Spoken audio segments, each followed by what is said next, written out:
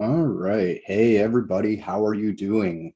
I hope you're having a fantastic Sunday and welcome to the stream. As I said, this is going to be unlike any other stream that I've done so far, and I am excited. I was honestly thinking about starting this off with like the Power Man 5000, like Worlds Collide. Like, I am stoked. There's a lot of things to talk about, a lot of things to discuss. We have a live auction going to be going on later in the stream here. Just waiting for TBoone to come by and so forth. In the same breath, we also have, quite a number of things coming up. So, and sorry, the discussion regarding the giveaway. Sorry, I'm a little distracted, still trying to get everything sorted here. My brother gave me a call. Dave, if you're in the stream, love you, dude. Anyways, that being said, just trying to get everything coordinated here still. I've got, yeah, so forgive my scatterbrainness for the moment. I will get on track. But that being said, I'm also going to be discussing the upcoming, as I refer to it now, the Great CasinoCoin Community Giveaway. That's I'm excited to talk about that too.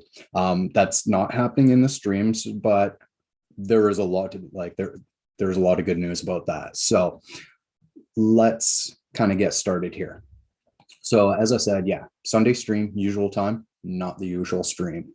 So as mentioned, we will be doing the giveaway for TBoone's molten keychain there. We actually have had a community member buy it off his website there and decided that, hey, you know what?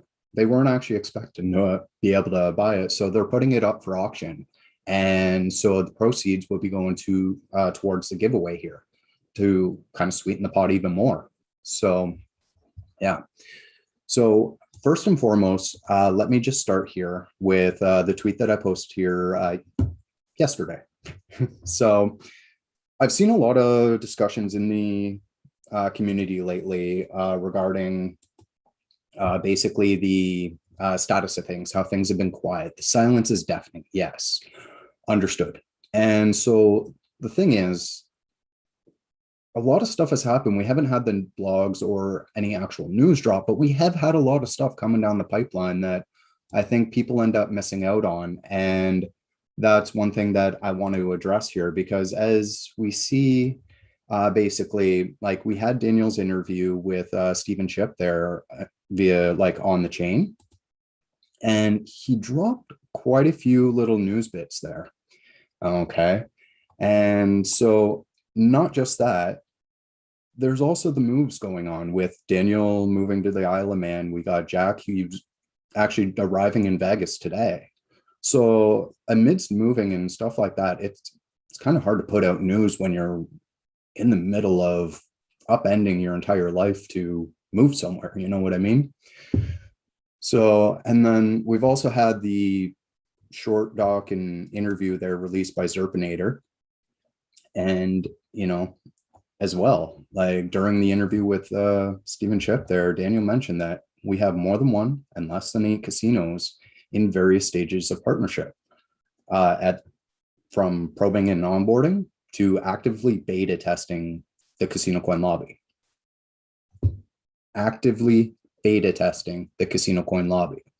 Okay. So there's also a potential reason for delays as well.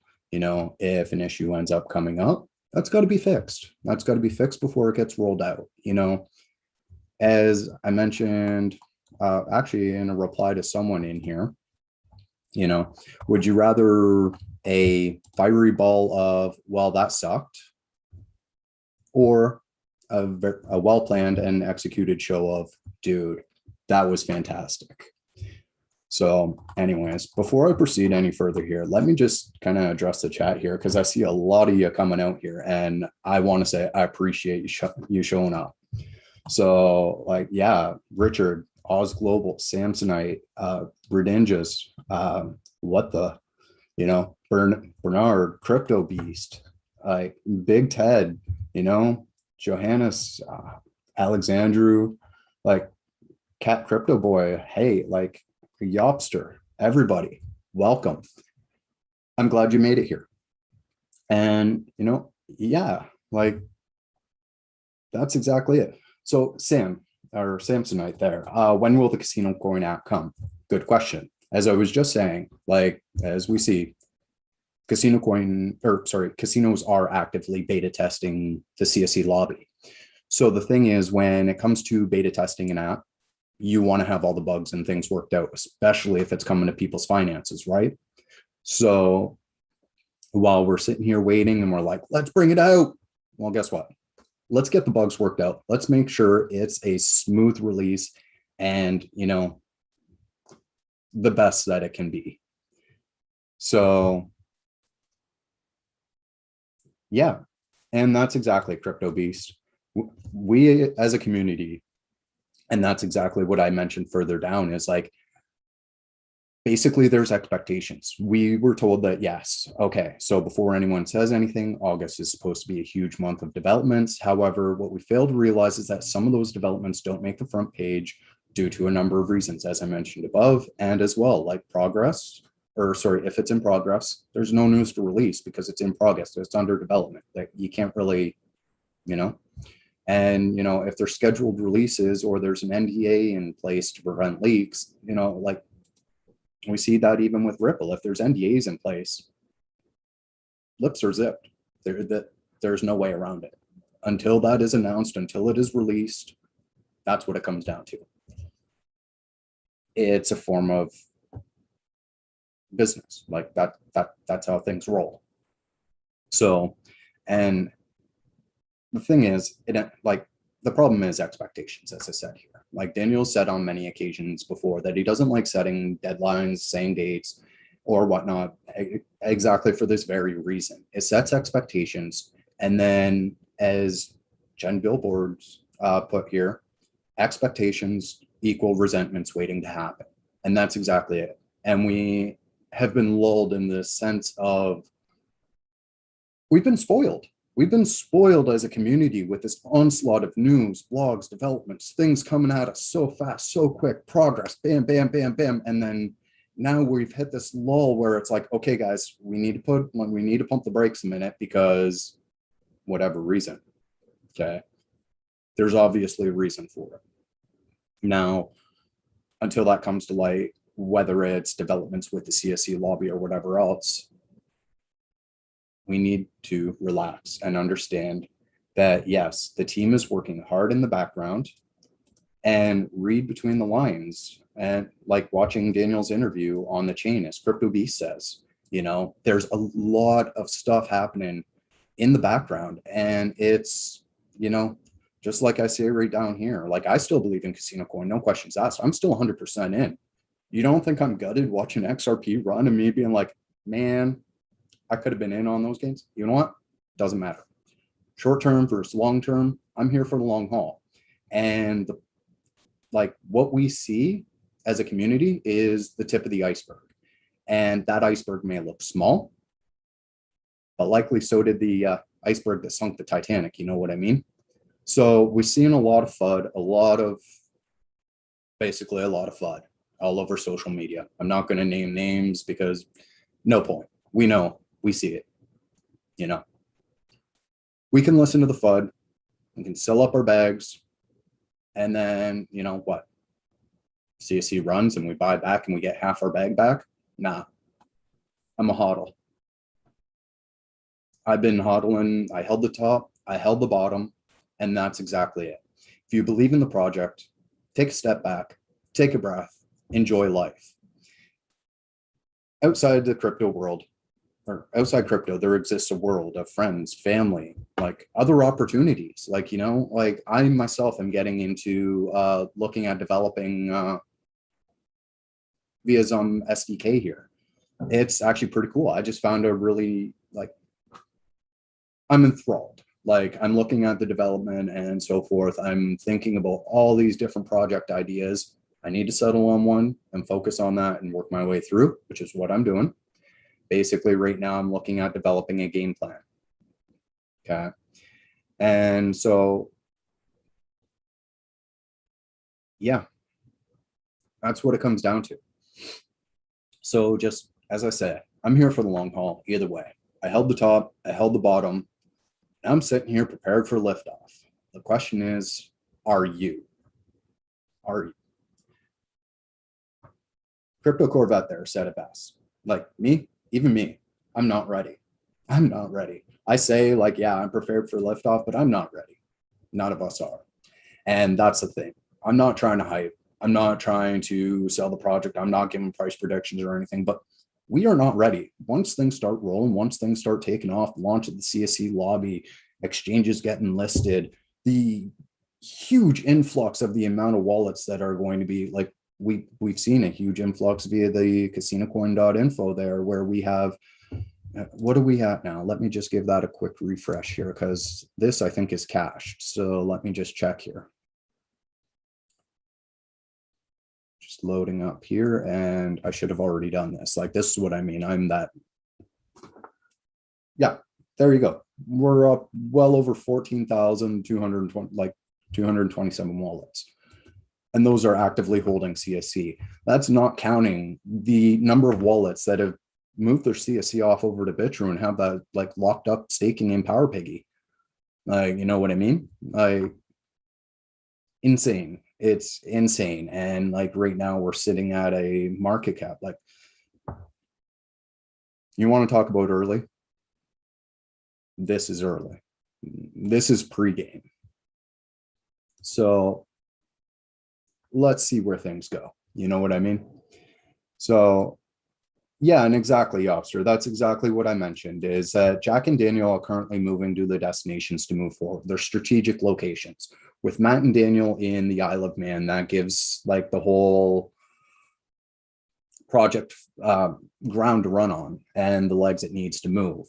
And yes, we did hear news that the FSA application was declined due to issues with Daniel's visa there. But again, as soon as he lands, the visa or whatever's worked out, like, and that gets reinstated, boom goes, like, you know, it's temporary. So, you know, and then we have Jack there, who's landing in Vegas today. He's driven all the way from Michigan to Vegas. Like, shout out to Jack, shout out to Daniel. You guys are awesome. Like, my hat off to you, gents. Like, you guys are doing something that I could never dream of doing.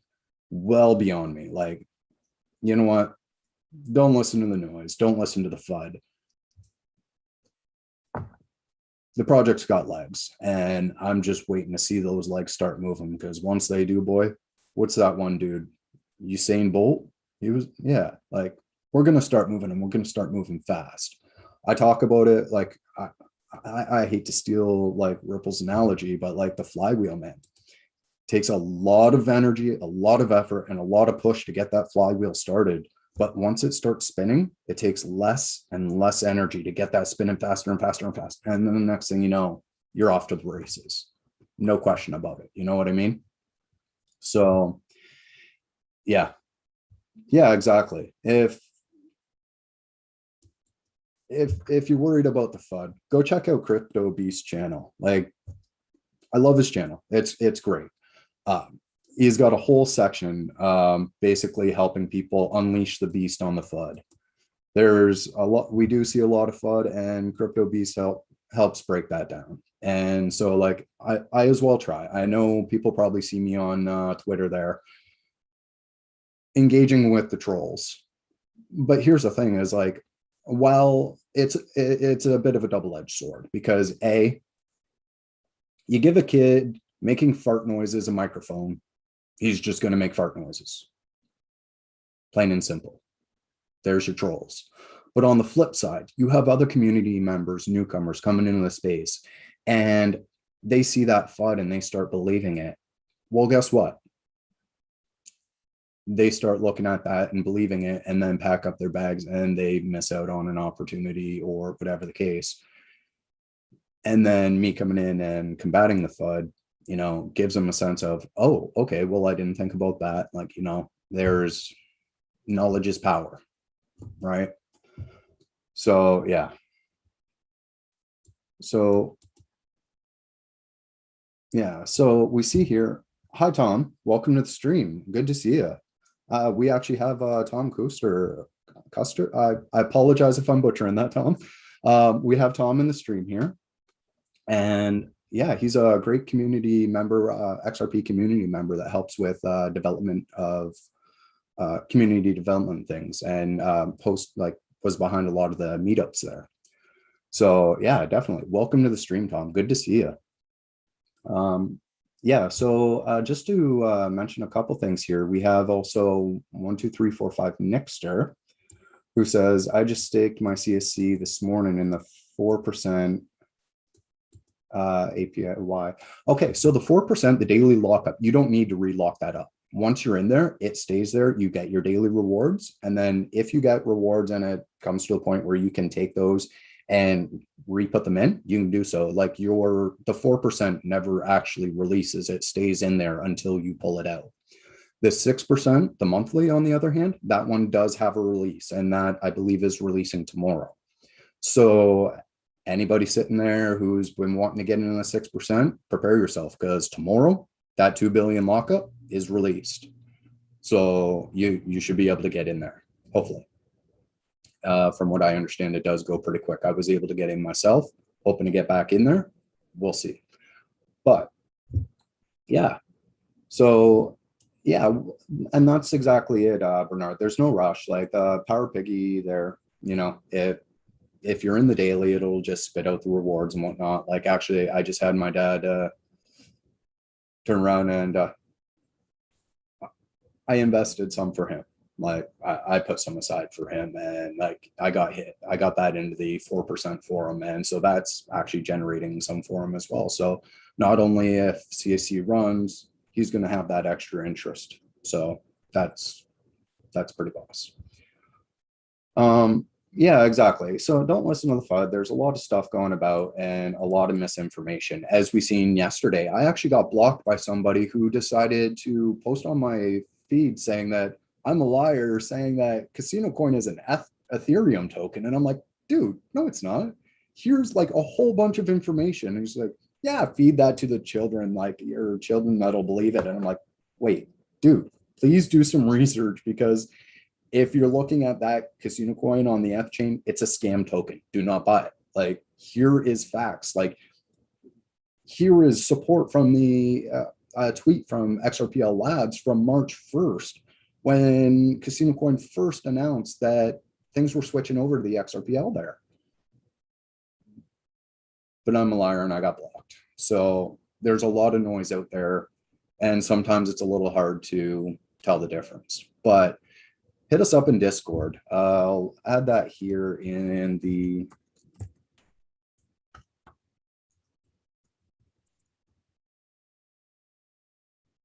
yeah, there we go.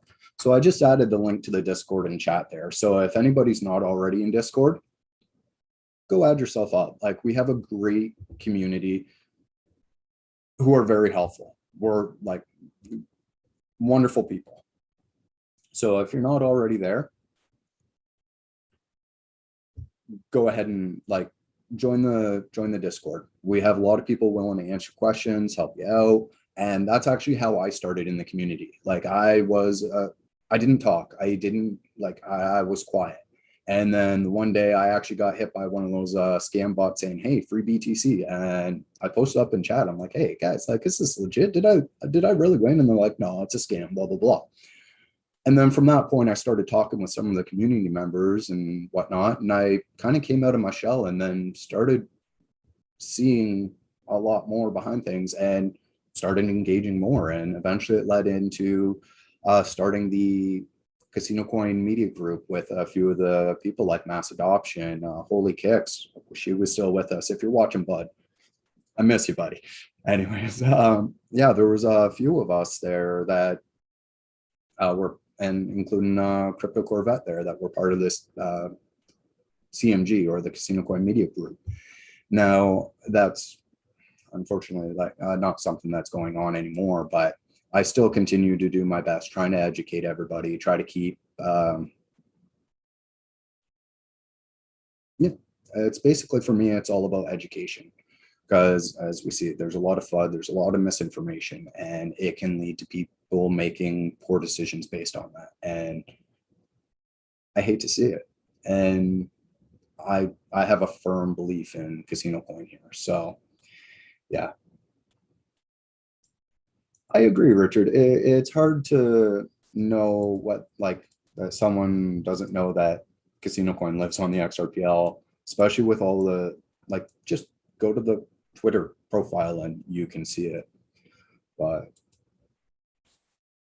no problem, Tom. Well, thank you. I appreciate it. Sometimes I do actually like question my impact in the community and so forth, but I keep pushing, I keep trying to educate and so forth. Like, and that's the thing is like, I'm not sure if anybody in the stream here is aware, but pinned to my Twitter profile, like obviously my YouTube channel, you're watching it, but I do have a bunch of helpful videos as well, like how to use the XRPL DEX, explanation behind assets and trust lines, how to do the account merge, even how to store your CSC on a casino or on the Ledger Nano. And that works for both the S and the X, right? So, and recently I just put up two more videos regarding how to withdraw your CSC from Bitrue to Zum and how to deposit your CSC from Zum to Bitrue. So if you're looking for information, if you have suggestions for more videos, feel free to hit me up. Like I do have a list that I still need to get to. Life gets in the way. If I didn't have a 9 to 5, it'd make things a lot easier, but you know, father of four, I gotta make sure my bills are paid, right? So that being said, from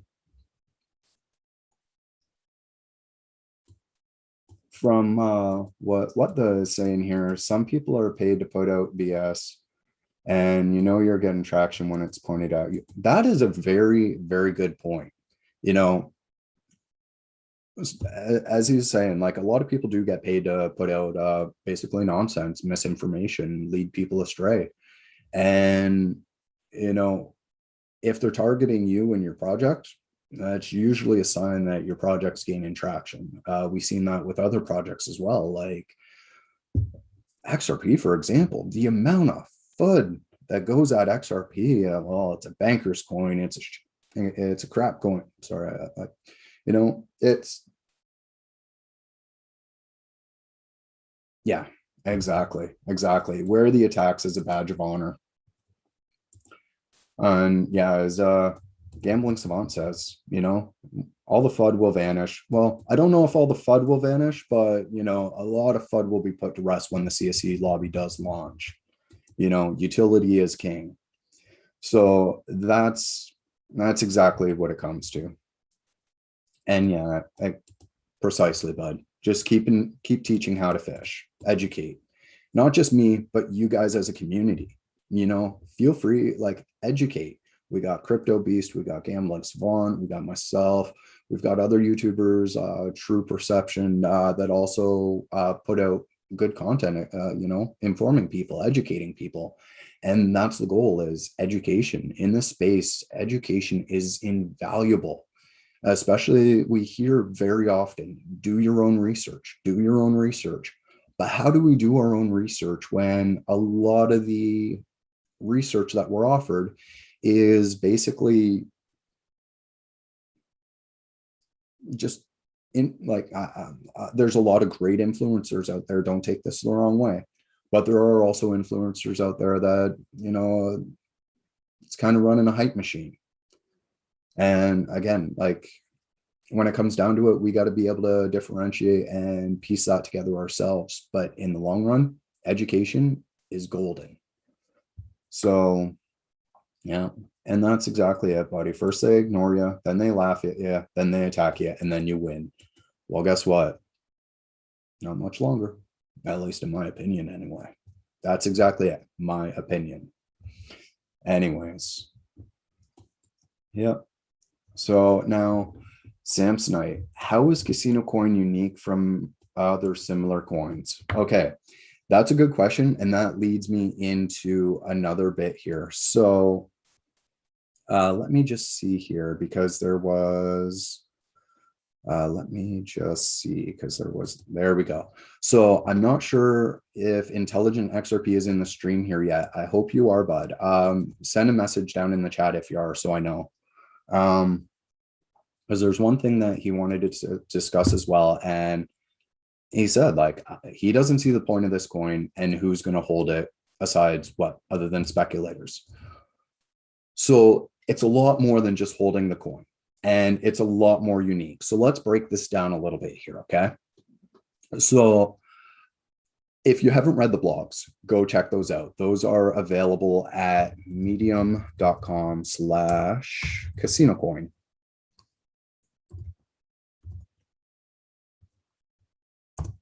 Okay, so this is the CasinoCoin staking revealed.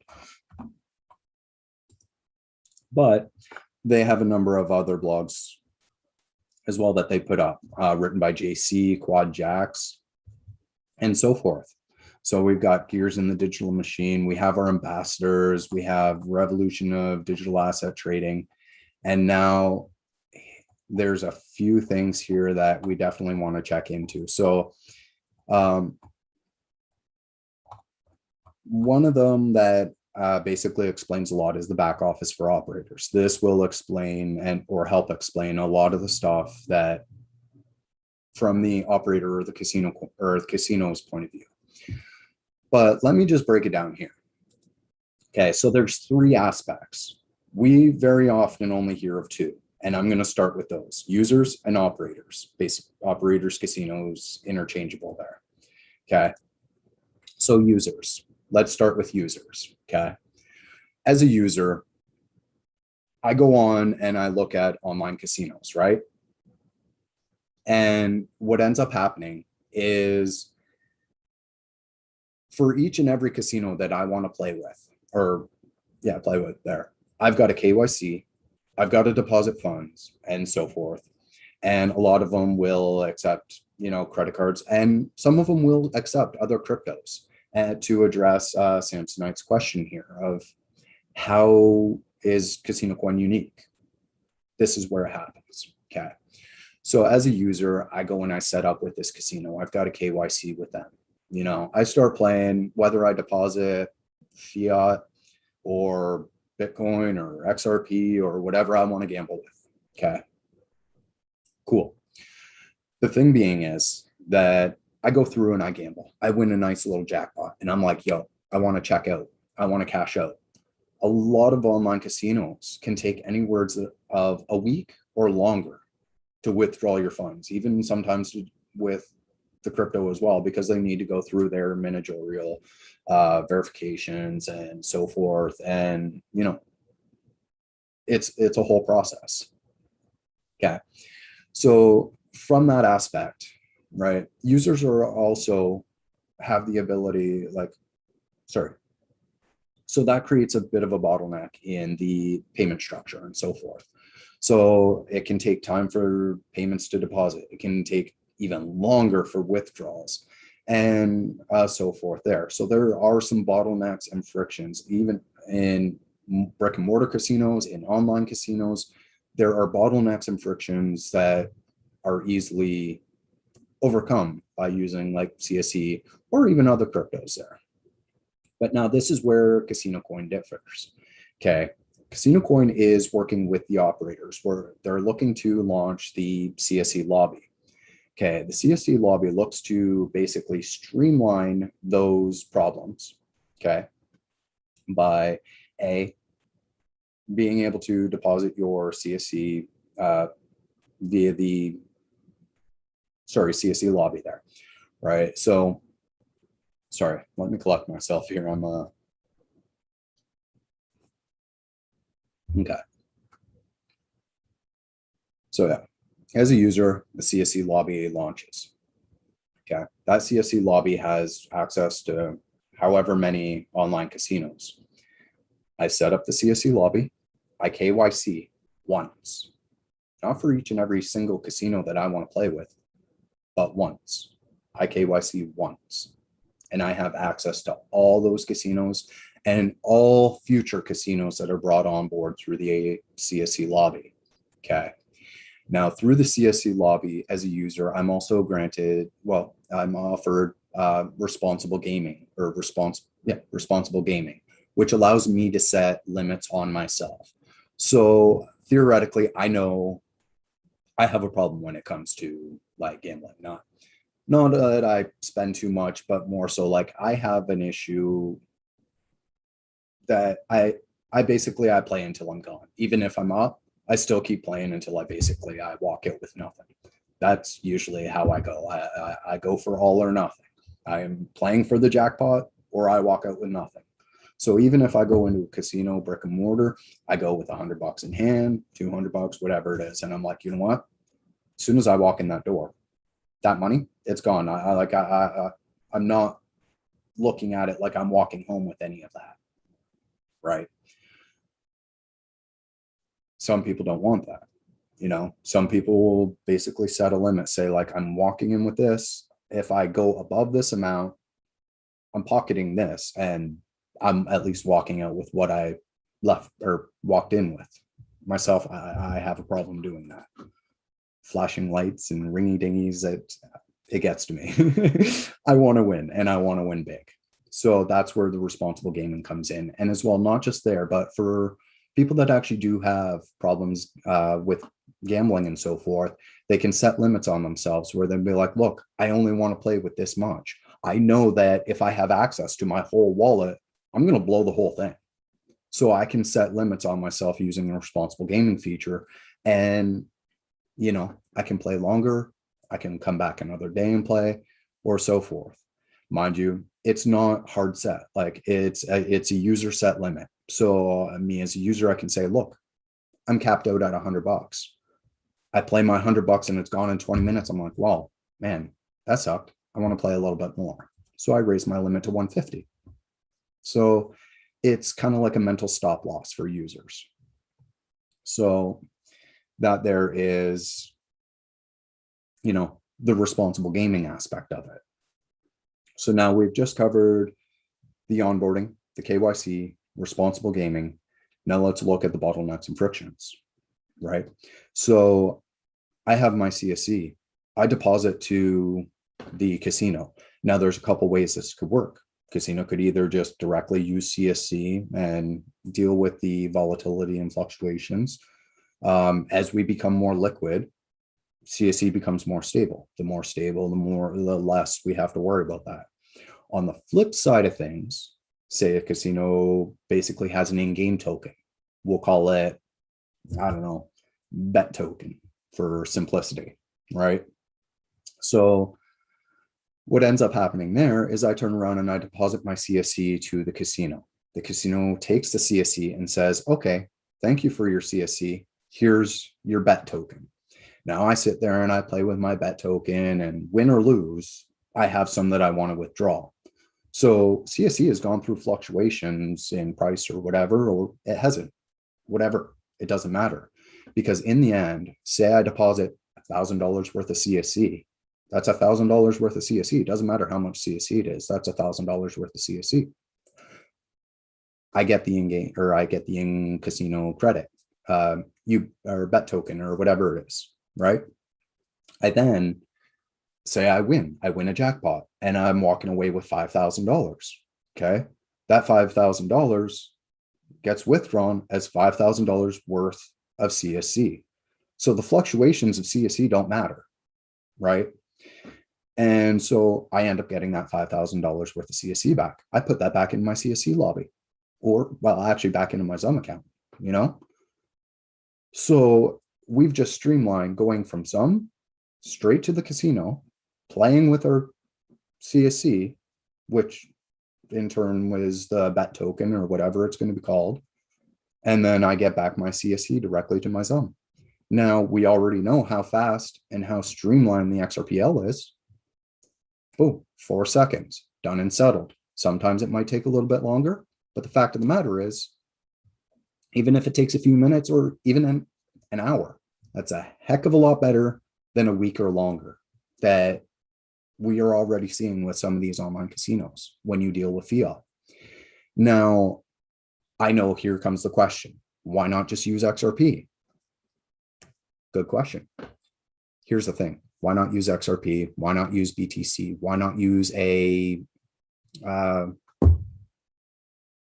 CBDC? Well, here's the thing. Sure, you can do so.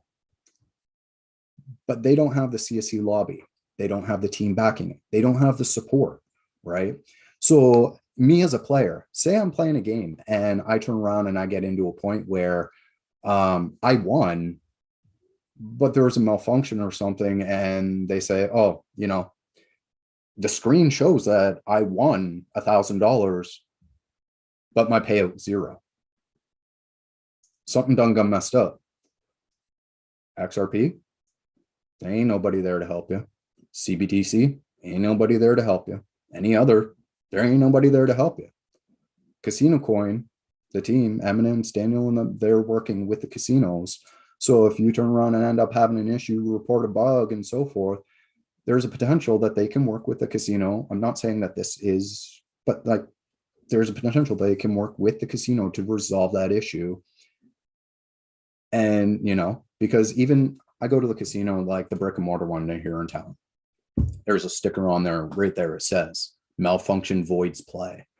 Well, I'm sorry, but if I've dumped in $1,500 or something into playing and I win the jackpot and it's like, oh, sorry, malfunction, you get nothing. Dude, I'm going to be livid. Anyways, so there's another point of friction and conflict that's able to be resolved by using CSE and the CasinoCoin token. Because that's the thing is these other tokens, BTC, XRP, that's not their use case. That's not their vertical. They don't have a team working with the casinos. They don't have the CSE lobby backing it. Like, there's a lot that people don't see. They just see CasinoCoin. It's just another token to be used to deposit like that we see already. There's a lot of online casinos that are like, oh yeah, deposit Bitcoin, XRP, and so forth. Sure. But where's the support? And that's key. Where's the support? So there's from the user perspective. Okay. Now let's go to the operator side. Okay. I'm running a casino. I'm just starting up. Okay. I'm just starting up. I don't have a user base. I need to get marketing going. I need to get players coming in. I need to prove like provably fair results. I need a whole slew of things, and I don't have the ability to do that. I contact CasinoCoin or Eminence, and I'm like, hey, can you hook me up on your CasinoCoin lobby? I'm trying to push towards becoming legit.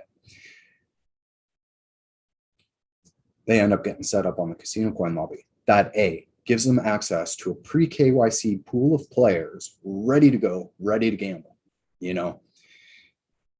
I then am able to offer bonus structures and rakeback systems to sweeten the pot even more for players, where I'm like, hey, come to my casino and I will give you 50% on your deposit.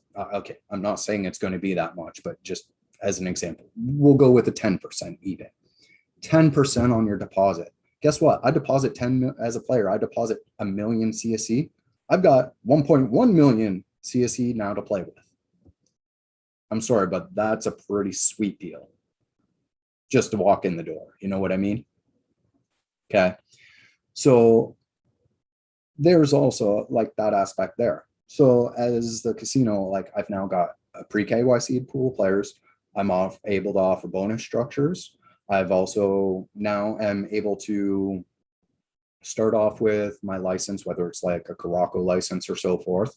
I can then start showcasing provably fair results and works towards potentially getting a tier 2 or tier 1 license, And then I'm also able to streamline that whole process for the players. It makes things so much easier. Now, here's the even better part. Okay. Everyone's like, well, just use a credit card. Okay. But here's the risk with credit cards. Me as a player, I'm salty. I think I'm slick. Guess what? I've just gambled away and maxed out my credit card. Hey, bank, guess what? Yeah, my credit card was stolen or it was lost or whatever. What do you mean there's a charge at a casino? I didn't do that. Well, guess what? Now you're looking at chargebacks. So casino loses out on all that revenue.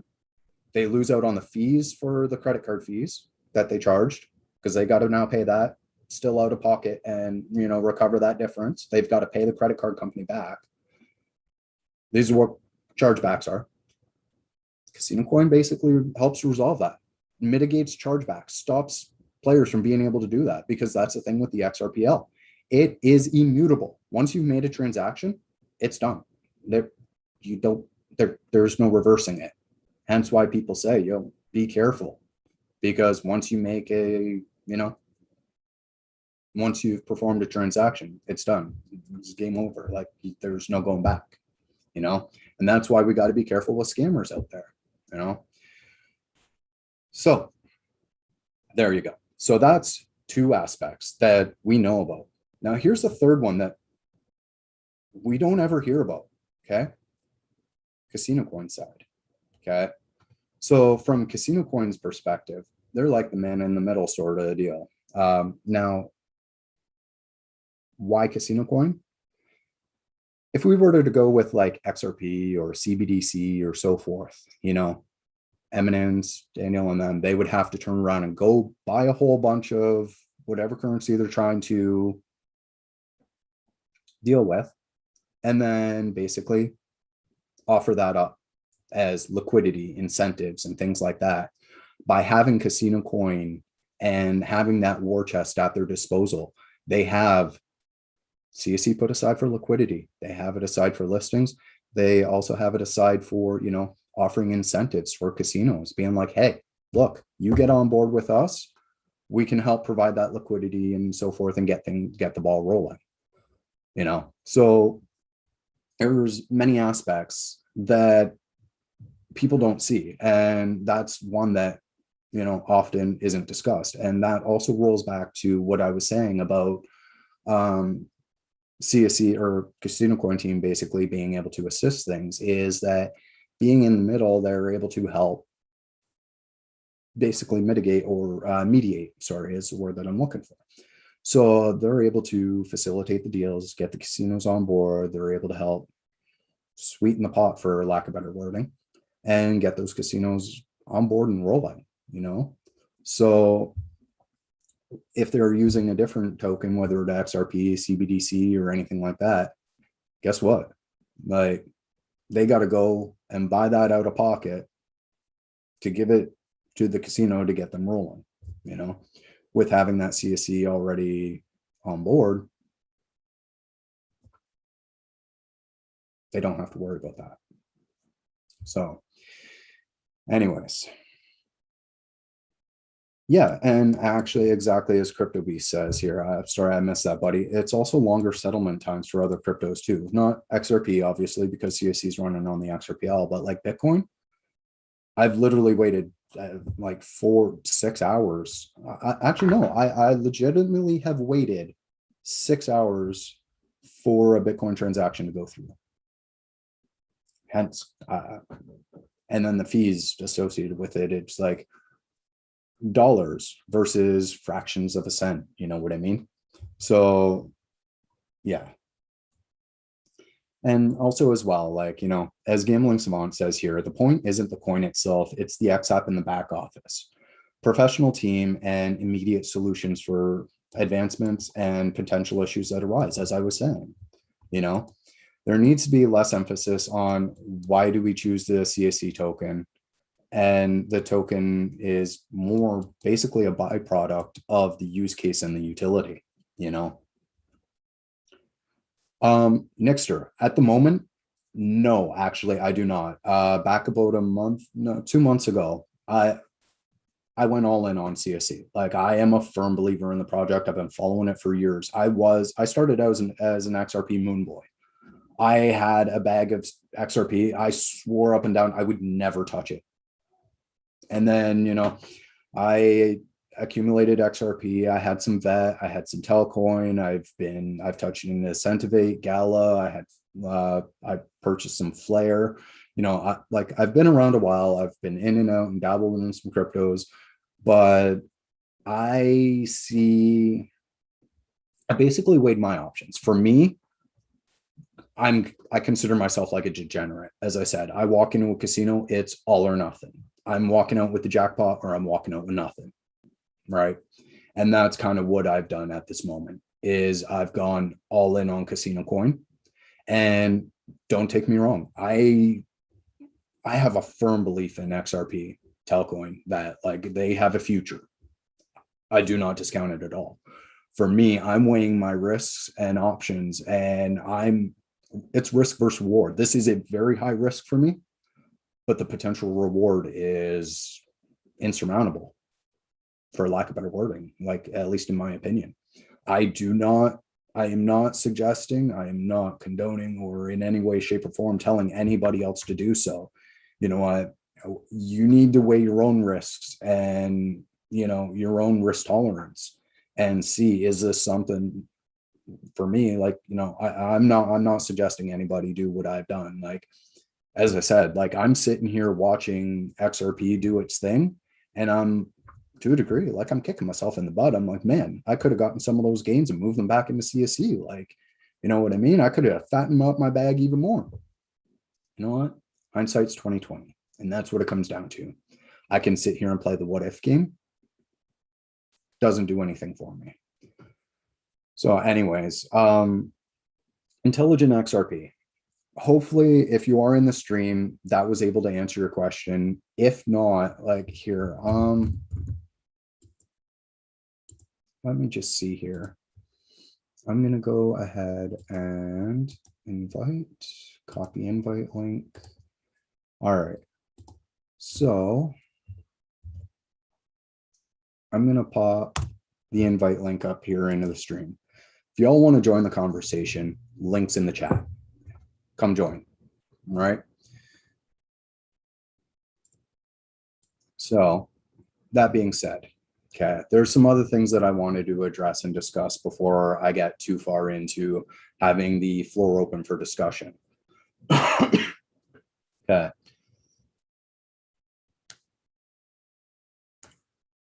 Honestly, Nixter, I'm not secure financially either. Honestly, in my current standings, I have a line of credit. It's maxed out. My credit cards, dang near maxed out.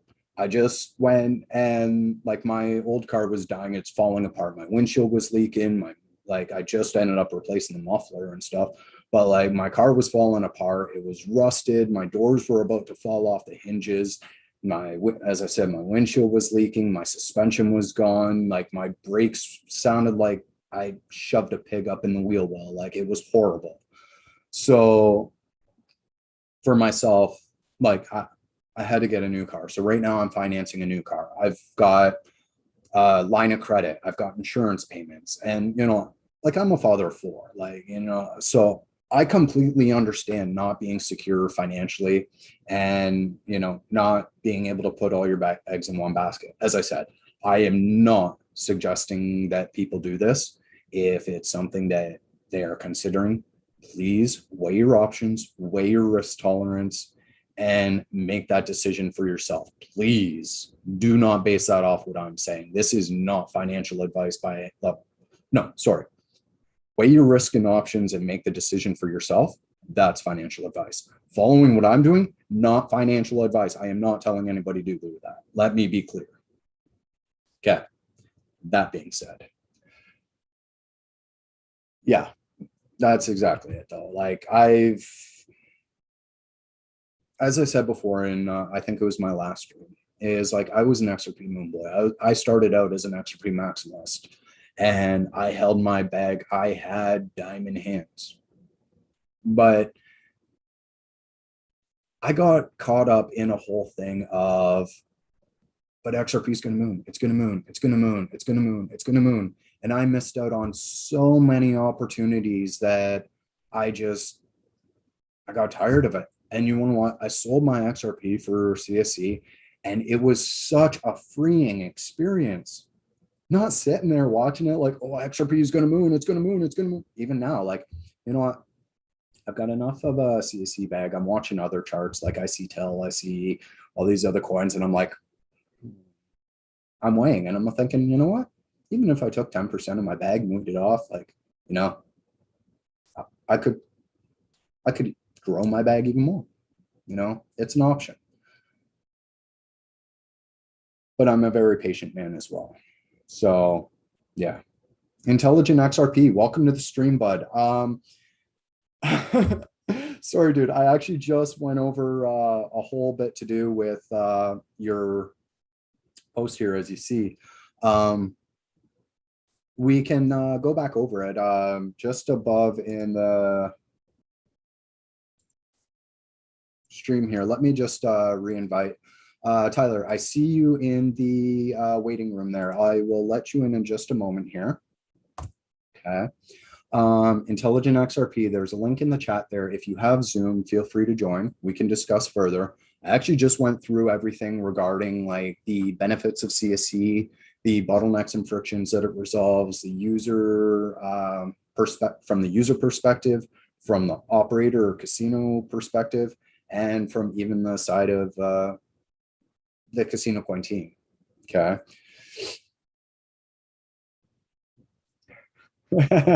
Yes, exactly, Nixter. Not financial advice here. As I said, I'm a bit of a degenerate when it comes to gambling. It's, as I said, like I'm going for the jackpot or I'm walking out with nothing. So for me, yeah. Anyways, that being said, Intelligent XRP, if you have Zoom meetings, feel free to hit the link, join in, or download it and join. Either way, I will leave, like, the floor is open. People can call in. So I'm actually going to let TBoone in here of TBoone Rings, and we're going to discuss a little further here regarding he had a product announcement that he wanted to talk about, and we also have a live auction happening in this stream here. So let's go through. Before we do, I'm not normally one to ask, but go ahead and hit the like and subscribe. Like, it helps other people reach out and find the channel as well. Like, I'm here about education. I'm not here about subscribers or a following, but go ahead. If it helps other people find the channel and become more educated in the space, by all means, hit it. Tyler, I'm about to let you in, and I'm going to let you kind of say your bit here. And then we're going to also once Tyler talks about his deal here, we're also going to talk further about the giveaway, because I had a call with Gambling Savant there a couple days ago. We broke things down, and I beyond excited as the result that we came to, and the things that kind of came to fruition from that call, because it was eye-opening. I was a little concerned because I had a few ideas and they kind of kept blowing back up in my face. It usually happens. But anyways, here's TBoone. I'm letting him in. This is TBoone. You might have seen him on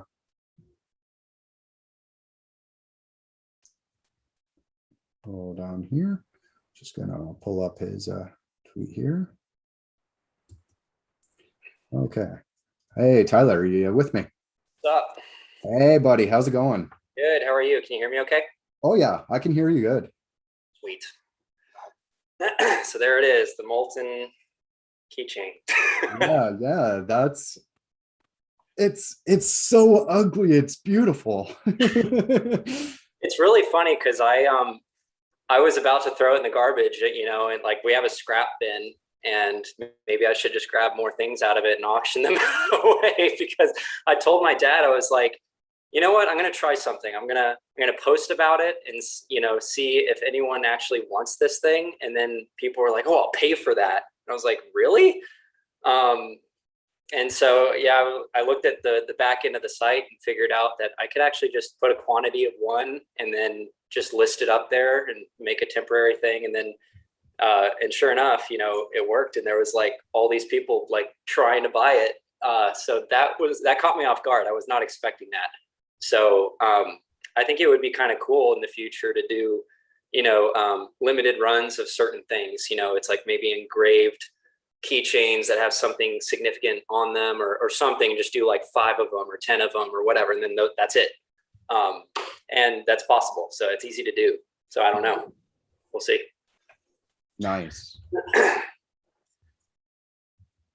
But yeah, that one, just expanding the outer border of the design for this particular one, it actually worked pretty well for the thick version of the casino coin. So Yeah. So now that one was done because someone actually got the double thickness one. I actually just got another order for it yesterday. So Oh, nice. it's Yeah.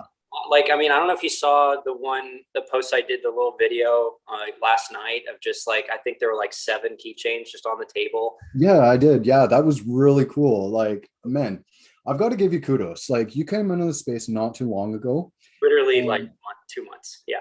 yeah, exactly. 1, 2 months. And like, dude, you've blown up. Like, Crazy. It's crazy. it is. Like all those orders were from Friday and then there were a couple from Saturday. So like, yeah, it's just been absolutely wild and I'm blown away.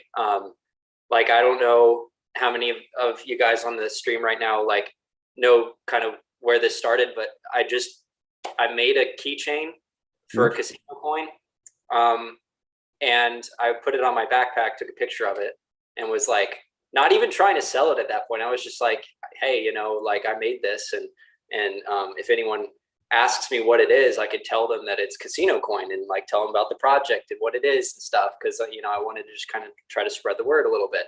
And then there were like 4 or 5 people that were like, can I buy that? And so then I went up to my dad. I was like, hey, you know, would it be okay if I made like a crypto collection on the site and just listed this stuff? Yeah. And he said, why not? If they pay for it, sure.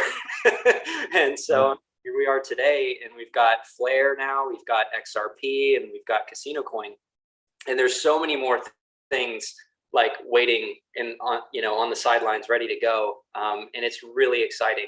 Like I'm blown away with not only the support, but also just how quickly partnerships are being formed right now.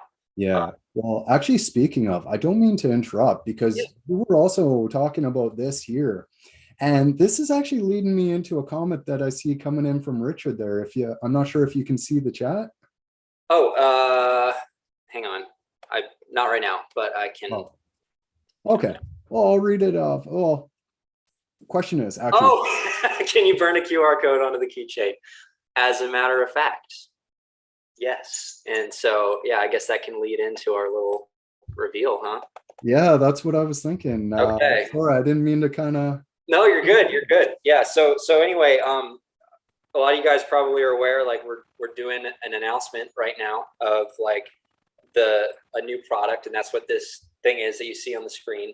And I was going to ask if anyone had any guesses, but it looks like Richard already knows. So here it is. I don't know how well you can see it, but it's a QR code keychain, and then on the back there's the Sum logo. And so what this QR code could be, it could be anything, but in this case, it's my Sum wallet address. So let me just log into Sum real quick. So here it is. If I go to the QR code scanner thing, I can just scan and then boom, that's to the wallet address. So it's like, it works super well. And yeah, I just figured like, if you could have a functional keychain with a QR code on it that could like lead to your wallet, I feel like a lot of people would be interested in that. I don't know, but I know I would be. But the cool thing about it too is that the QR code could be anything. I mean, it doesn't have to be a wallet address. It doesn't have to be Sum. It could be, I mean, it could be a wallet address for a different account. It could be for a different cryptocurrency. It could be for you know, going to a website. To your website, or like if I develop a website, I could reach out and be like, yo, hook me up some of those keychains and I can just scan this, go over to my website. And that way I can just pull up my phone, scan the QR code, and it sends me off to your site instead of having to type it in and mistyping or whatever else. It's, dude. Right. And it's so exciting. I mean, like you and I were talking last night, it's like, there's so many possibilities, you know, it's like, you could do this, you could do that.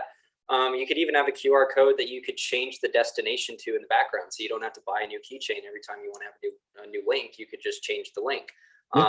So yeah. And then on the back, of course, like I could, you know, I just did the Sum logo, but we could do anything. You know, it could be a casino coin, it could be XRP logo, or it could be a photo, or it could be a poem, or literally whatever you want. So yeah, I just thought it's like there's a lot of versatility here, and I think this would be kind of a cool product. We have a QR code ring on the site, but it's so small that like a lot of cameras can't even really focus on it too well. But this is like the perfect size, and it's like, I think, more functional. You can put it on your laptop bag or your backpack or whatever, It's always with you, or on your key ring. I mean, whatever. Like if you have a personal website or a portfolio or something, I mean, you could link to it and always have it on your keys. So if someone's asking you, like, do you have a business card? It's like, actually, you know, here's just scan this, you know, and then there you go. So I think I haven't made a listing for it yet, but I think how it's going to work is like, you'll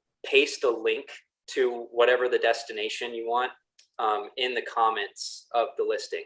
Yeah, that makes sense. Yeah, and then just, you know, and I'll say on there, it's like triple check that the link is correct, because, you know, I can't really change it once it's engraved. Yeah, exactly. It's like, oh, I mistyped that. Can you change it? Well, no, it's titanium. It's like, that's come on, but no, but yeah, so it's like, you'll just paste it in there, and then you just specify what you want on the back. I think what I'm going to do is have a drop down of all the options we currently have and just add to it over time. So that would be phenomenal. Yeah. Like, So even if you have like a custom option, and then that opens up like a text box that you can just put in a blurb, and it just fills up the space. Right. So that's certainly possible. And like I just did the Sum logo on here, and like I don't have permission to do that or to sell these with the Sum logo on them. But if you guys want, I mean, I would love to partner with them. I really want to, like, I think that this would be a great thing for them to kind of promote just on their side of things, just because it's like, it's easy enough to, because like on the app, on the Sum app, you can go and find your link that'll actually represent the QR code to go to your wallet. And so it's like super simple to find that, just copy it and paste it into like the Boone Rings website when you're ordering and stuff. And so it's like, if they became an affiliate, they got commission on every sale. I think it'd be a win-win. So guys, I'll make a post about it after this stream, and then everybody here can like retweet it and tag them and be like, hey, you should totally do this. Oh, yeah, exactly. Now, what they just posted, and I want to address this quick. Yeah. What the? Please don't ever post your secret. Don't ever post your private key. You do not want that on a QR code like this. Buddy. Nope. Your secret is a key to the kingdom. If anybody ever got that, whether they intercepted the message or like a man in the middle attack or anything like that, dude, your secret is sacred. Don't ever post that in any sort of website or anything like that. That is the key to your kingdom. Don't, like, I'll have like a massive disclaimer about that on the listing too, because that's so important. Like with the link that I used, I mean, it's like when you go onto the Sum app and then you type, or you go to the request option or whatever, and then it comes up with the QR code, like that's just simply the address to send money to.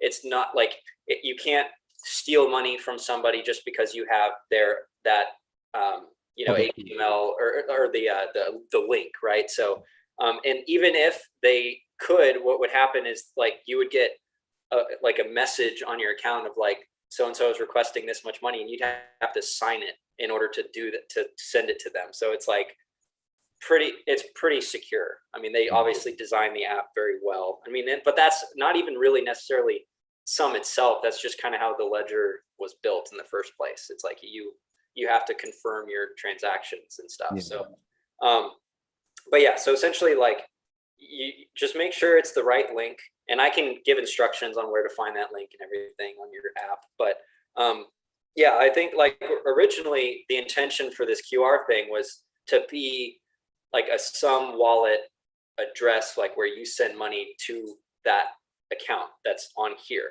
But then I was like, wait, it doesn't have to just be that, it could be anything. So that's kind of where it started. But anyway, no, understood. And that, honestly, man, that is so freaking cool. And like I see recently you just announced a partnership with Flare Community.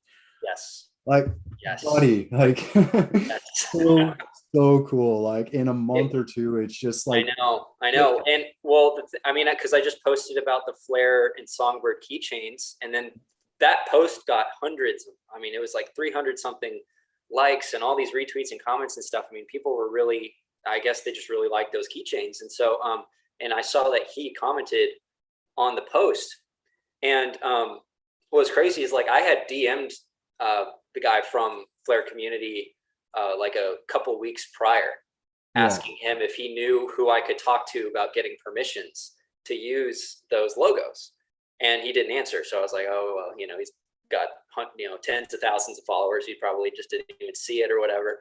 Yeah. No big deal. I just kept trying. Eventually I did get into contact with Hugo himself, CEO of Flare.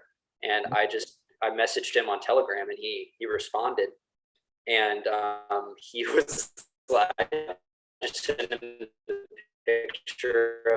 Hold on, you're kind of cutting out there. So it's like, hey man, like, I don't know but you're cutting out on me.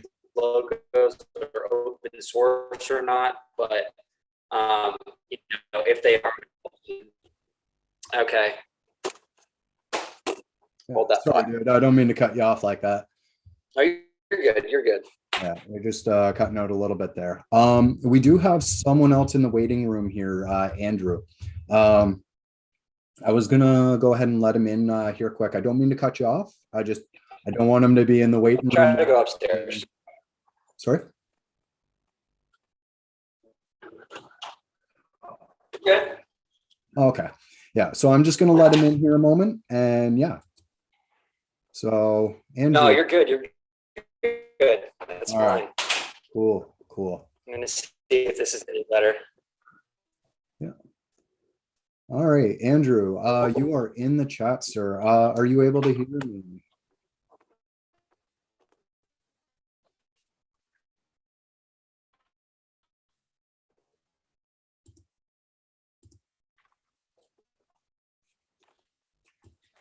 Okay. So we'll see if he comes through here. I've added him, so he might. Is my connection better? Sounds like it. Oh, there we go. I see connection for Andrew. Yeah, it sounds like you're coming through a little better. Okay, that's good. Oh, okay. Yeah, there we go. Cool. Okay. Maybe. Oh, sounds like it's coming. Sorry about that. I don't know what happened. No, don't be. Oh, damn it. Yeah, I'm not sure. I know I must. I'm gonna try my phone. Yeah, no worries. Do what you need to do, bud. If you need to rejoin, I'll let you back in, whatnot. I don't know why. Oh, it's all good. So, yeah. So one thing I did want to mention here. Oh, okay. So Crypto G, I want the pay tags for a park and swap. Just whip out my keys, pick the tag, boom, paid. That's not a bad idea, but again, Crypto G, what it comes to is, actually, I guess what you could do is put a payment request tag on there. So I know you could probably set the QR code up to be a payment request that gets pushed through to Zum with the thingy. So is that way it's just like, okay, yeah, payment request, this amount, boom, So, but that's the thing, is that when it comes to private keys, you want to be very, very diligent about not letting those out, because that is, oh man. Yeah. That's a great idea. Don't get me wrong. Like I do like the idea, but I would rather be over cautious when it comes to your private keys than under cautious, because man, those are the keys to your kingdom, bud. That's the only way I know how to put it. Like, yeah, your secret gets leaked, you could lose everything. All right, so we've got Tyler rejoined here on his phone, so hopefully things are coming through a little bit clearer there. And yeah.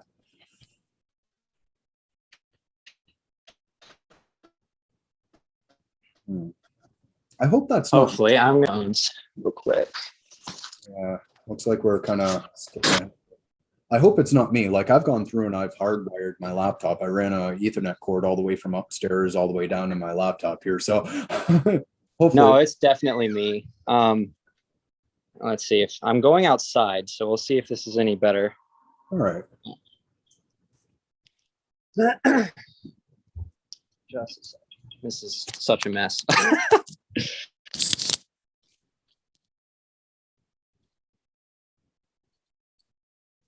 All right. So we actually have a question from Jeff here, or Jeffrey. Can you have Boone read again the response from Hugo? uh, what was the question exactly? Can I read the response from Hugo? Yes. Already said? Can you read Oh, again the response that you got from Hugo? Because I think during Sure. that bit you kind of went That's a when little I fell floppy out. there. Okay, cool. Yeah. So I reached out to Hugo. I sent him the picture of the flare and the songbird keychains. And then this is what he said. He said, "These are awesome. We should open source them. I'll get on that. With the general stipulation I've seen elsewhere that the use of the logo can't be to imply partnership, support, etc. I totally support you selling these. They're very cool. If you wanted to give a percentage of sales price to a charity, we could help you publicize them through Twitter." And that's what he said. So man, I was like, when I got that, because that was the first time I heard from him, because I just sent him the message kind of like out of nowhere, not really expecting to get a response, because I had messaged a whole bunch of people and didn't really get a response. But then, Hugo himself was like, "Oh yeah, like, dude, sell it." So that just kind of blew my mind. I was really surprised by that. And then, it kind of went on, and I told him like, okay, we could certainly do that. I'd be open to the whole charity thing. I gave him the options. It's like, we could set you guys up as an affiliate where you guys get commission if you bring traffic to our store, and if you make a sale through your link, then you get commission. Or, we could do like a merchant kind of deal where, we give you a substantial discount on the products and you buy them up front, and then you can fulfill them yourself, like when you get orders through your site. So you could list them on, your website on flare.xyz and sell them through there. Yeah. So I gave him those two options, and he was like, "Okay, cool." And he said he would get back to me regarding the charities, and I said, "Awesome, thanks so much." And then it was like a few days he hadn't gotten back to me on the charities thing, and I was like, okay, I was planning on going ahead and listing these on Monday. It's like a week or two ago. And I was like, okay, I don't have a problem waiting on the charities info and doing a coordinated launch with Flare Networks if that's what you guys want to do. But do you know a timeline regarding the charities thing, this and that? And I was like, no rush or anything. And then he got back to me and he said, "Actually, could I just go ahead and buy 500 keychains from you?" And I was like, "Oh shit." Like, sorry, I don't mean to cuss, but I was just blown away. And he was like wanting to do the double thickness ones. And I was like, "Oh, that's like going to be a lot of money." But then I told him like I could do 50% off, but it's still going to be like a lot.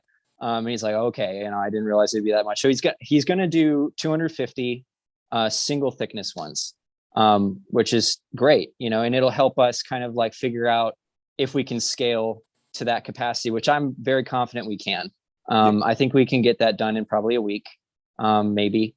And, we'll see. So like, I think we can kind of fit them all, pretty compactly and optimized on a plate. I mean, not one plate, it'll take many plates, but like, we can get a lot per plate and, go from there. But that's exciting. And I don't even know what he's going to do with all of them. If he's going to, just give them away, or if he's going to like list them on for sale on the store. I have no idea. Yeah. But yeah, so like he is very excited about it. Yeah, and I think he's been that like right off the hop, because because I didn't know if there was any like agreement to keep it quiet or whatnot, but like, oh well, I don't know what I mean by you blowing up, like Flare community, you got Hugo reaching out to you, you got like CSC community going nuts over this, XRP communities grabbing up links and like keychains and pendants and stuff. Like, dude, like you're gonna end up having to open up your own shop and like your own like business, like, you know what I mean? Like, yeah, you're gonna have to pick up more of these laser machines, because like, man. I've been telling my dad, like, we need to get more laser engravers, have like a whole fleet of them, because we're going to need it, because we only have one of them right now. Well, we have two, but one of them's broken. And like it does take a while to do the engraving, like the QR code thing that I just showed you guys. Yeah, it takes like half an hour to engrave the QR code. So so it's not like that we can just churn those things out, at production levels. And so we're probably going to have to charge closer to like 40-50 bucks for one. And I don't even know if people would be really willing to pay that for what it is. I mean, maybe, I don't know, but like, that's just kind of what we're going to have to do, because we use that laser for, engraving like rings, which are hundreds of dollars. And so it's kind of like, we can't like be less profitable kind of from where we are right now, and retract. So like, it's just one of those things. It's like growing pains. We have to figure out kind of how to do. I mean, maybe I can just stay after hours and just do all of them. And like, that's fine. Whenever the laser's not being used, weekends, whatever, just like do it and get them done. But yeah, like I think that these things could actually be pretty popular, and like, I don't want to overcharge for them, but like I think they would be a pretty big deal for people because of how many things you could use them for and stuff. Yeah. But yeah, like it is really crazy because when this thing started out, like I personally was just trying to kind of leverage like the passion that I personally have for crypto and kind of tie that into the business and monetize it, just because like the business, if I'm being perfectly honest, has been pretty badly hurt from COVID. Like a lot of people, they couldn't have weddings. They couldn't they weren't spending as much on luxury goods. Right. So, we took a pretty big hit, and also like marketing for us is not like, we're not spending enough on it because things are just tight. So like, we're just kind of I don't know, limping by as a business. And so I was just kind of like, okay, I don't know if my dad wanted me to say all that, but oh well, cat's out of the bag. But like, Understood. Yeah. Sorry, I don't mean to cut you off. No, you're good. No, You're good. I'm sorry, dude. No, you're fine. I mean, I'm just talking. But like, so I just was thinking, maybe this whole crypto thing could actually help, because that's where I was coming from. Like, I'm not personally, profiting off of all this stuff. Like, I'm just helping my dad's business right now.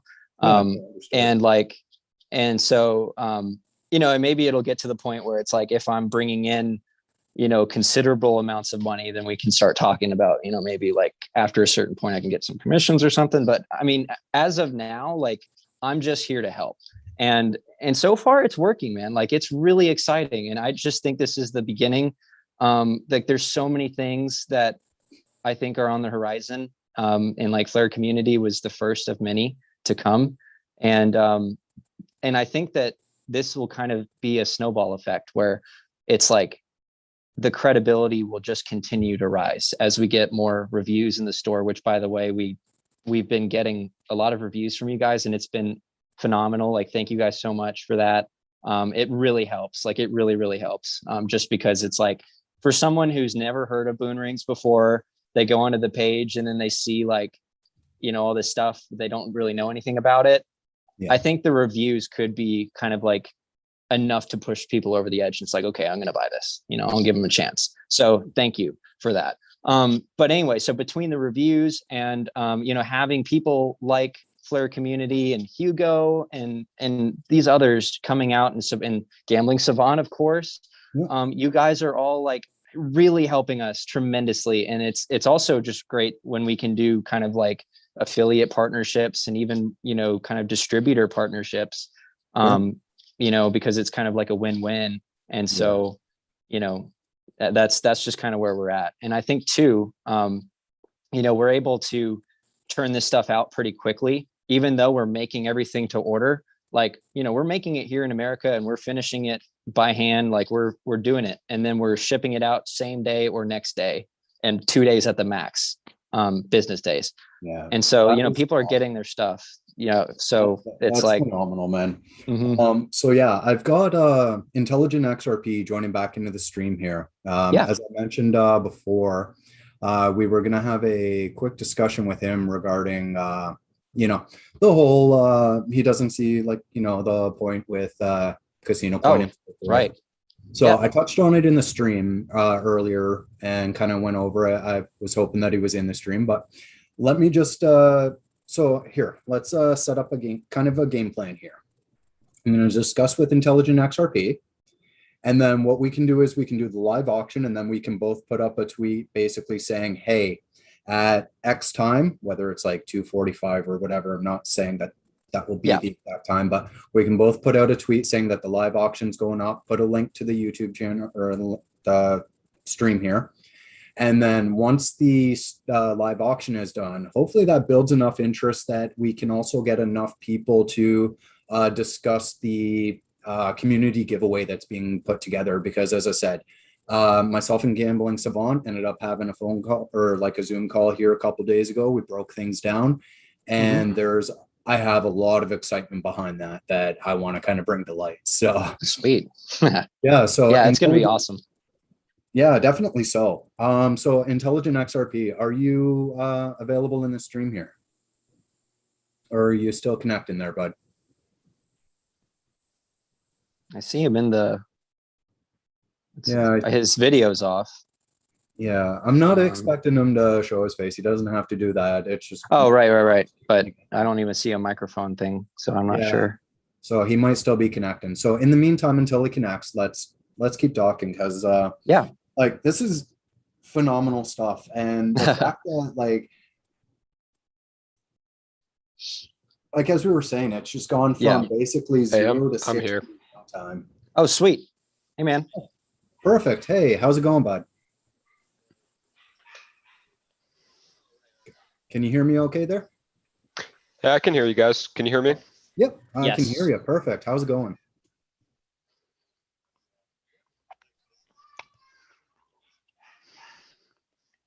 All right. So yeah, let's step back to your tweet here. Where'd it go now? I have so much stuff here. Here we go. So yeah, as I mentioned earlier in the stream there, I was hoping that you were in the stream because we did actually cross over on a lot of points regarding, like, as you said, you didn't see the point of Casino Coin and like who's going to hold it other than speculators and so forth. So yeah, let's talk. Let's kind of clear the air there, because like from where I'm sitting, like I know there's a lot of individuals like who may not know or understand the industry to kind of see the frictions and bottlenecks.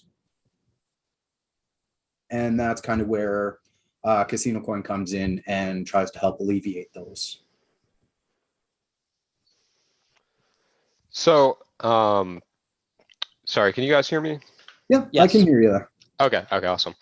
Well, first of all, sorry that I'm so late. I know that you probably went over all this stuff like you mentioned. Yeah, I guess I don't really understand the whole bottleneck thing that you're talking about.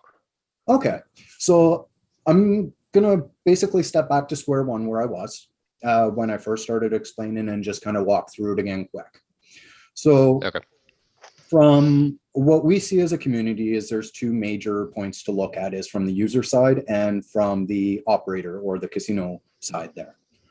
All right, so starting from the user side is like, there's a lot of online casinos out there. Whether or not they accept crypto is, you know, a whole other thing. But me as a user, I set up with a casino. I've got a KYC for that casino, this casino, another casino, any other casino that I want to play with. So I've got a KYC providing my information to each and every single one of them. So that creates a bit of a issue because like myself, I don't like giving my personal information out, especially over the internet. The other thing being is that with the online casinos, if I were to be playing with them, there's a lot of them that end up running into an issue where, say I've won a nice little jackpot and I'm like, all right, you know what, I'm done. I'm taking my winnings and I'm running. It can take upwards of about a week or more in some regards for me to get those funds deposited into my bank account, right? So basically by utilizing Casino Coin on the XRPL, you know, we both know XRP and the XRPL is mad fast settlement in 4 seconds. You know, it already streamlines and removes that friction, right? So that being said, I've also seen the question come up, why not use XRP? Why not use a CBDC or any other crypto or coin or token out there? And it is a very valid, or like, it is a very valid question. The thing being is that there's a couple aspects to that. Is if you're depositing XRP or CBDC or whatever to the casino, a lot of casinos do offer that, but that's not their primary focus or use case. Like, as we both know, XRP is poised for financial services, cross-border payments, and so forth there, right? And as well, like CBDCs, they're poised for payments and so forth, which, cool. But where CSC comes into play is they have the team backing them to basically act as a mediary. So what's happening is there's going to be a rollout of what's called the CSC lobby, or the casino coin lobby. Now, this basically offers up a few different aspects regarding like responsible gaming features. It also provides a one-stop KYC shop. So instead of me KYCing for each and every single one of the casinos that I want to play with that are on the CSC lobby, I KYC once, and I have access to all the casinos that are already ready to go, along with any future casinos that get added down the road, right? I don't have to keep KYCing. And not just that, the CSC is offered, or basically acts as like a bridge for the casinos, where XRP acts as a bridge for the financial systems. CSC more acts like a bridge for the casinos and the industry there. So with that being said, it also comes, let me step back a moment because I missed a point, is that with Casino Coin, there is like Eminence, Daniel and the team, they have a war chest of CSC put aside for developing and building the ecosystem, making it, bolstering it, and development there. So much like there's like XRP, like Ripple has a war chest of XRP to help facilitate the financial systems and so forth there. Eminence and Casino Coin have a war chest of CSC to help with the casino and gaming industry. So this can help with streamlining the onboarding process of casinos. It can help with facilitating incentives to bring casinos on board, providing liquidity to that aspect. So they already have the coins and tokens available to make this happen, instead of basically having, like say they were to drive with XRP, right? Because that's a question that I see often is, why not just use XRP? So with that being said, if they were to use XRP, they could very well do so, but that doesn't bring forth the access to the funds and liquidity that they would have by having their own token there, right? So if they were to try to onboard a casino, they would then have to go out, purchase XRP, and then use that to facilitate the onboarding and so forth and liquidity structures. So by having their own token and their own pool or their own war chest to use and have at their disposal, it helps facilitate that in a much more streamlined way. So are the casinos going to create their own coins, and this is more of a bridge currency, or is this also like a poker chip? That is still waiting to be discussed, I do believe. But we can look at that from 2 points of view. Okay, so the first point of view is say Casino Coin is used as the token for gambling. As we know, it's a low liquidity token and so forth. So the more casinos we have on board, the more liquidity that's provided, the more stable it becomes. We see that with XRP and such and other assets.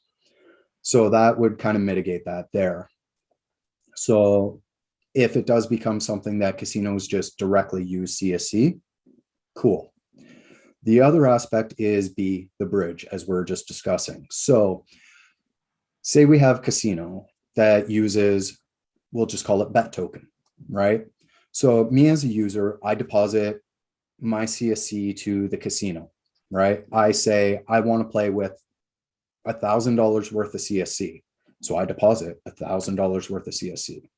I'm on there, I get $1,000 worth of their gaming token, which for argument's sake is like a stable coin, right? So I use bet token, which is a stable coin. I'm playing, and I win a jackpot. And I'm like, yo, I'm up $5,000. I now withdraw my $5,000 as CSC. I get $5,000 worth of CSC, right?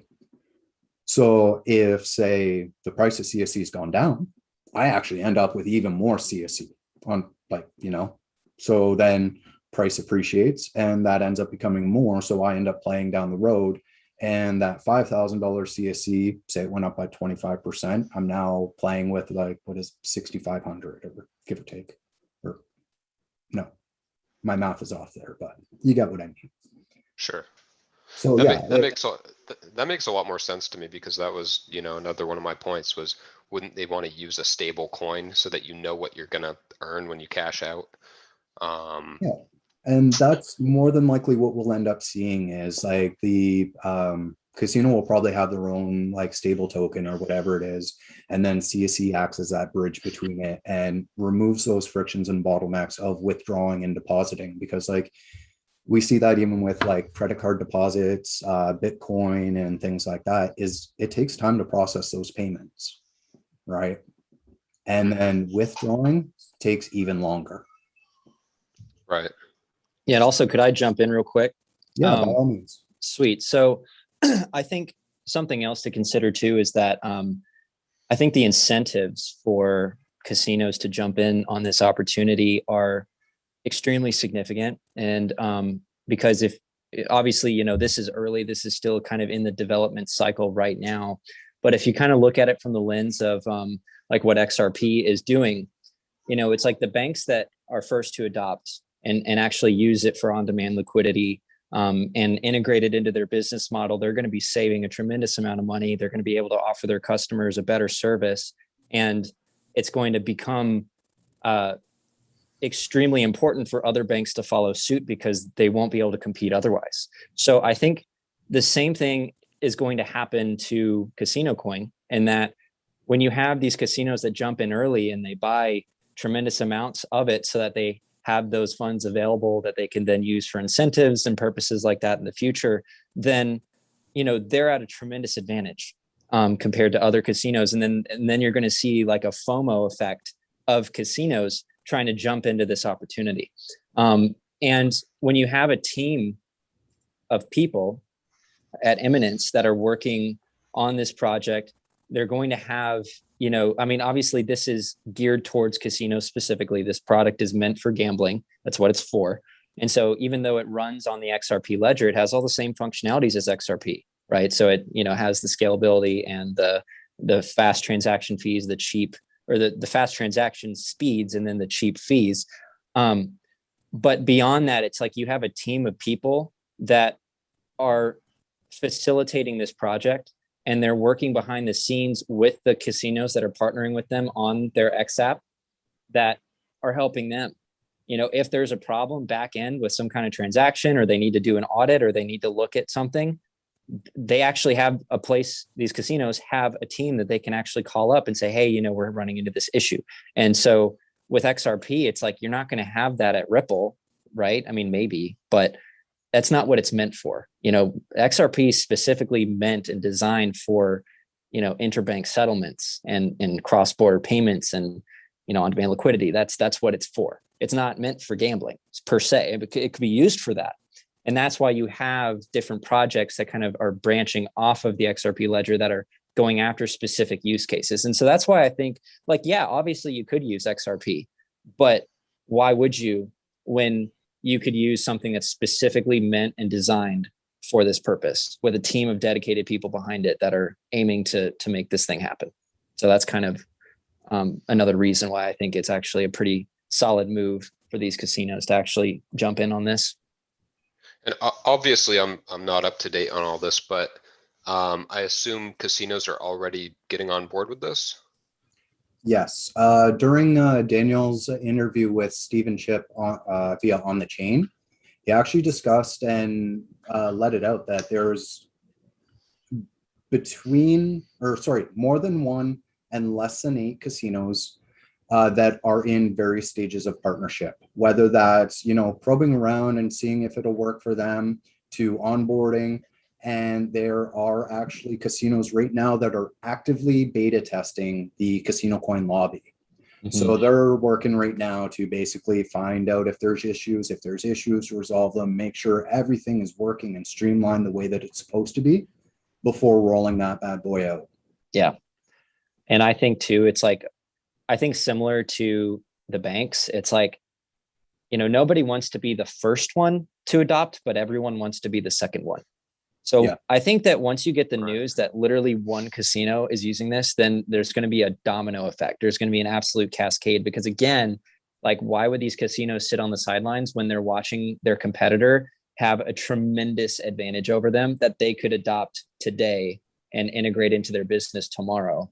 It's like, to me, it seems obvious that that's kind of like where this is going to go once we start seeing the first stages of adoption, and the team is positioning themselves to do that. So I don't know. I mean, like, I don't have a crystal ball. I don't know what they're doing exactly behind the scenes, but I mean, I think it's healthy to speculate that, this has some serious potential. So we'll see what happens, but it's really exciting. Yeah. So actually, to point off in a stream here, we actually have Ticket to the Moon in the chat as well. And he's actually asked, have we registered with the SEC? Because probably Gary Gensler's spidey sense is tingling. Well, actually, here's the thing, bud. CSE, CasinoCoin, Eminence, they're not a not US-based company. Sorry, I'm Canadian. So they're not a US-based company. They're actually positioned to be based out of the Isle of Man. So they're governed by like the FSA or the Isle of Man FSA and things like that. So the SEC actually has no grounds, no bearing whatsoever on CasinoCoin. And I think, like, I'm just speculating here, but I think that's partially why they haven't gone after Bitcoin and Ethereum, is because it's not US based. They're like, I Potentially, think, yeah. That's purely speculation, but Yeah. I just wanted to address that, is that, CasinoCoin, Eminence, and FUD Foundation, or FUD Limited, like, they are not US based companies. SEC has no grounds, no bearing. They can go out to pasture with the goats and do what they do. Right. Well, arguably the SEC doesn't even have jurisdiction over XRP because of, according to the CFTC, it's a commodity. So it's interesting to see that turf war going on right now.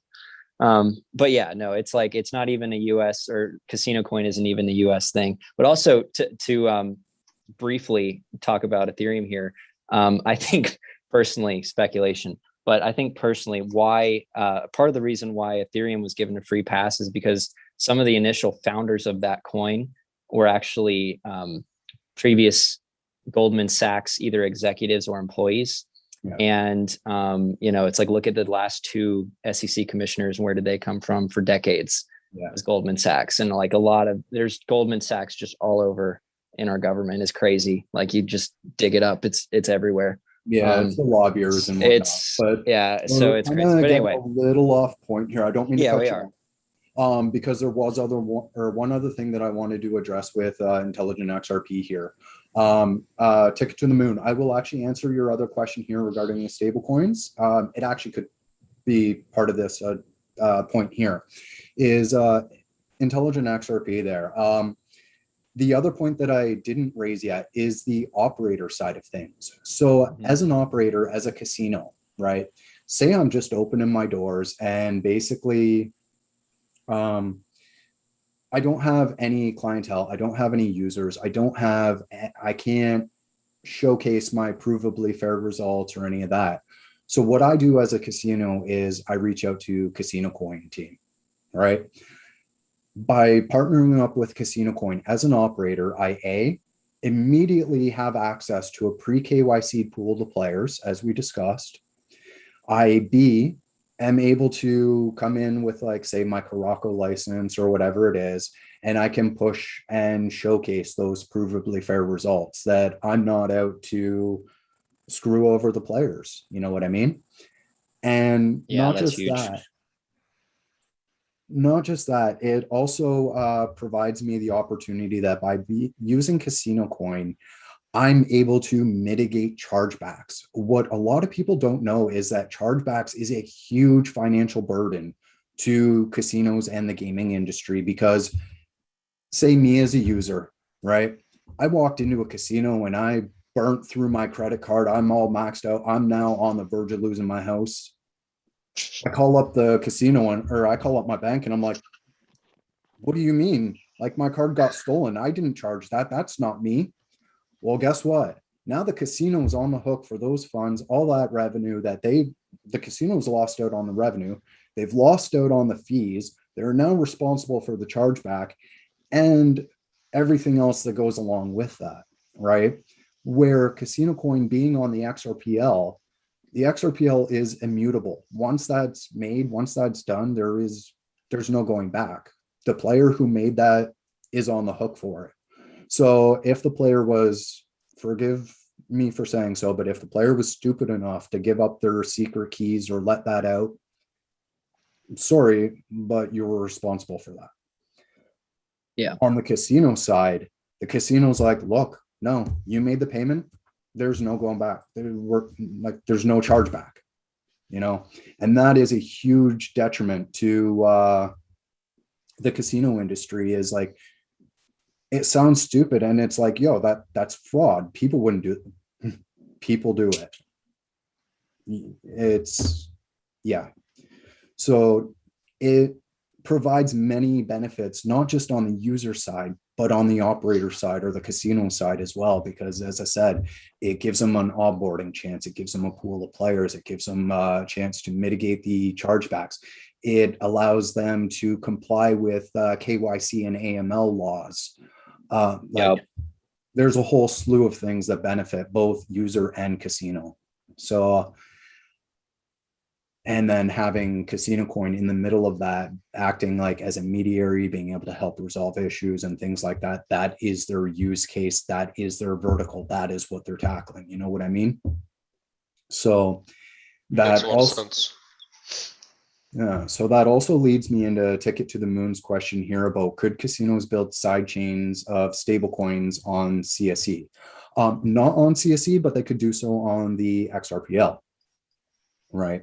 So that's the thing is, Tickets to the Moon, if you think about the XRPL kind of like the Ethereum chain, right? Ethereum is the primary token, XRP is the primary token. All the other tokens that are added on Ethereum are like side tokens, basically. So like CSC, Sologenic, there's new ones being added like iHunt, Chorus X, Hadolite, and a few others that have been recently added. So those are all basically the tokens to the XRPL as other projects like that were other ones. Give me a sec. I think like Tel, Gala was. I'm sorry, I don't follow Ethereum, so please forgive me for not having a whole list of Ethereum tokens.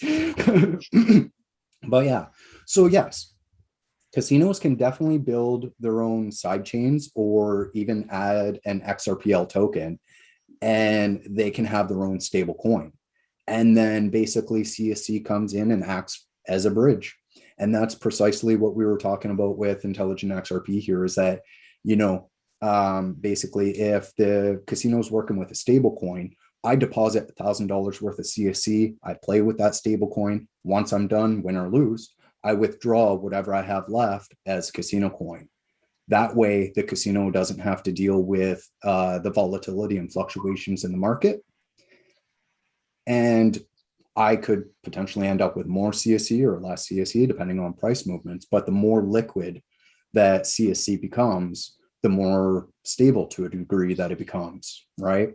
Yep. And then as well, we have our other options as well for large scale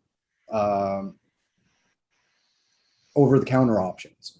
So recently, well, sort of recently, back during the swap there or just after, CasinoCoin team announced listing with Whitebit Exchange.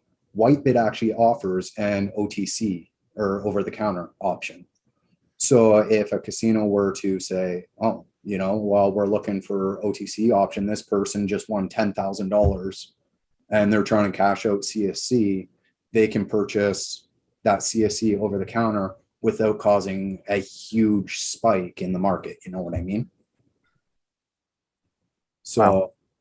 yeah, there's a lot of benefits that actually come with using CSC, not just having the team, but being able to address those frictions and bottlenecks and resolve them.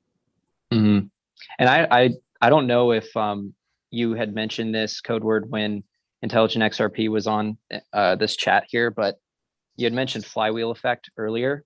And you know, it's like once you kind of get to the point where it's like it's really hard to get a flywheel to start moving, right? It's like it takes a lot of energy, but then once it gets up to speed, it kind of has all this inertia that it's hard to even stop it, and it's easier to make it go faster and faster.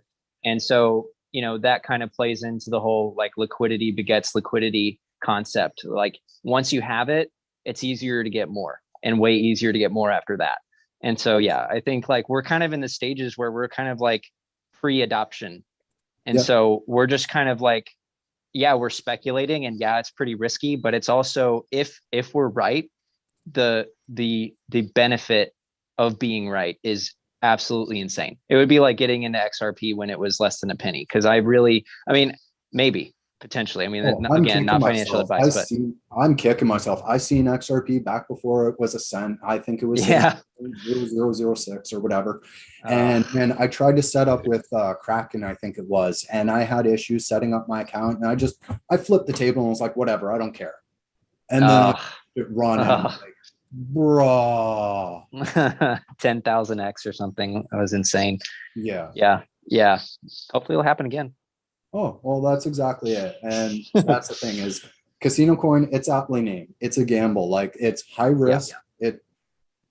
But if it pays off, the reward is going to be quite substantial. But yeah, I mean, it is kind of funny how it's like, this is a gamble, but you know, of course it is. It's CasinoCoin. You know? Exactly. Yeah. Actually, I bought some CasinoCoin a while back when it was the old CasinoCoin. Nice. With that exact mentality of this is a gamble. And I actually did make, you know, a really good return on it. Luckily I got out at the right time. But nice. What happened with the original CasinoCoin? Where did they go wrong? And what is the new CasinoCoin, you know, doing right? Okay, so I'll address that one. So the old foundation basically they ended up burning through the funds and worked themselves into a corner because they were around the mentality of like no hype, no, like just let us build, we'll do things quietly, and once it's ready to go, we'll basically roll it all out and away we go. But the thing is, they were, for a number of years there, they were actually just working out of pocket. They had no proper funding and so forth. So essentially they ended up working themselves into a corner where they weren't able to support and fund the project. And then there were some other issues that we see mentioned in the community where certain individuals, like I don't want to, like, yeah, anyways, there was some issues that ended up happening with some of the people there, and it just basically caused a crash in the market or crash of the project, and there was really no going back from there. So then Daniel ended up taking over and weighed the options and was like, okay, well, we're moving over to the XRPL. By doing so, we can basically mint a new token in order to drive the success of the project forward. Okay. So like when I look up Casino Coin on CoinGecko or wherever, it shows, the max supply. Does anyone know what the current circulating supply is? Yes, actually, the current circulating supply is 40 billion. The live coin Oh, watch is actually the place to go. okay. Where Quadjacks, the marketing director, Daniel, and them, they're in talks with CoinMarketCap, CoinGecko, and a few others, trying to get all the information properly updated, but some of them are not in lockstep, so to speak. Hmm. So yeah, like there's a circulating supply of 40 billion. The total supply or max supply is 65 billion. So there is the war chest of 25 billion CSC. Basically, that will provide liquidity, listing opportunities. Sorry, just one moment. Oh, sorry about that. Bless you. Thank you. I'm allergic to dust and I work out of my basement. So it's anyways, so yeah, there is the war chest of about 25 billion CSC that they have to work with, which goes towards like business expenses, keep like exchange listings, providing liquidity, and just building out the ecosystem. So there is a multi-sig setup basically to prevent dumping of those coins. Like there's no intention of just dumping the supply on the market or anything like that. There is a whole basically hierarchical structure that needs to be gone through in order to even have funds released. Because you have Daniel, which is a CTO, you have Matt Cheatham there, who is the CFO, so the Chief Financial Officer. You also have the partnership with the Knox Group, and who basically scrutinize everything because they're not looking to, for lack of better wording, they're not looking to get screwed over either. So they have everything set up with a whole multi-sig wallet where basically everybody's got to come to an agreement before signing off. And Daniel's already mentioned before, like, basically if they turn around and make a transaction and it's they make a wire and it costs them like 30 cents, they're being like, hey, what's this? Why are you spending this? So there is a method in place to keep the supply from just being dumped on the open market like that. Because that's one thing Daniel's repeated on many, many occasions is he is here to foster and build the ecosystem. And it is not in their interest to just dump the supply, obviously. Right. So. Man. So really, really low market cap. Yeah, well, that's exactly it. So like we're back at that point of being early, but if we look at the charts here, like I'm not a chart analyst or anything like that, but like this was back when basically the project was at its all-time lows. You know what I mean? Like this is when we were like, is it done? What's happening? It just basically petered out and we're like, okay, this is the true gamble. Do you hold or do you sell at that loss and cut your losses? Me, admittedly, I held. Like I held everything and it paid off because like if we go into the all aspect here, like I basically admit, like I got in, I'll be honest, probably around December 2018, January 2019 there. Like that's when I started buying in. Like I looked into the project beforehand, but like I kept buying all the way through. I bought the highs, I bought the lows, I bought the highs, I bought the lows. And then when we ended up getting the news and everything just bottomed and tanked right out, I still kept buying. I bought more. Not nearly as much as I wish I should. Like I wish I did in hindsight. But again, hindsight's 2020, right? Mm-hmm. So it, as you said, it's a gamble, and the name Casino Coin is aptly named. So. Yeah, I mean, it's kind of like the same thing happened with XRP, and I had mentioned this on the last or one or two live streams ago, but like when the lawsuit happened, everyone was freaking out. It's like I was buying more, and a lot of people thought I was crazy, but I'm sure a lot of us here did the same thing just because we knew, the fundamentals, the logic behind it. And we were kind of not going to make emotional decisions. It's like, let's read through the actual, SEC brief, see what arguments they have. Do we think it's legitimate, or, is this just a show, whatever? And it's like, nah, this is bigger than that.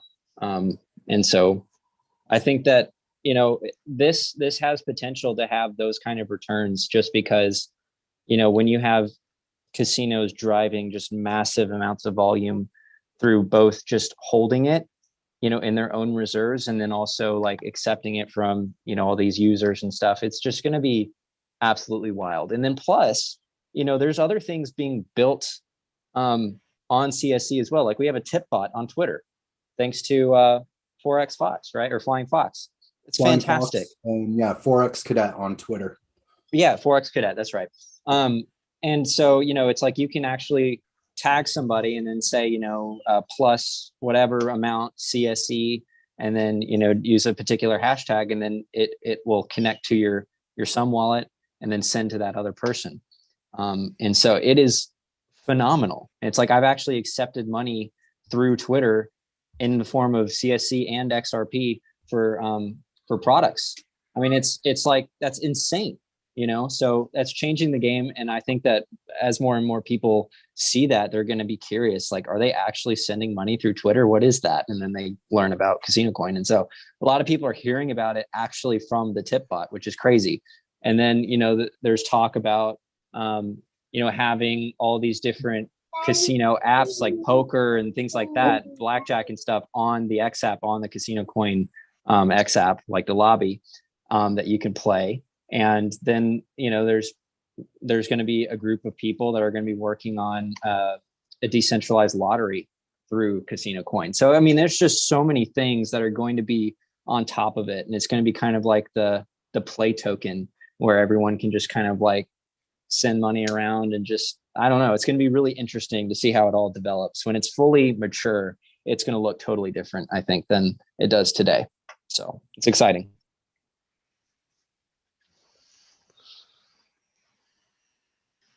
Code word. Yeah, so speaking of, I actually just went through and Intelligent XRP, I just sent you a tip on Twitter if you just saw that.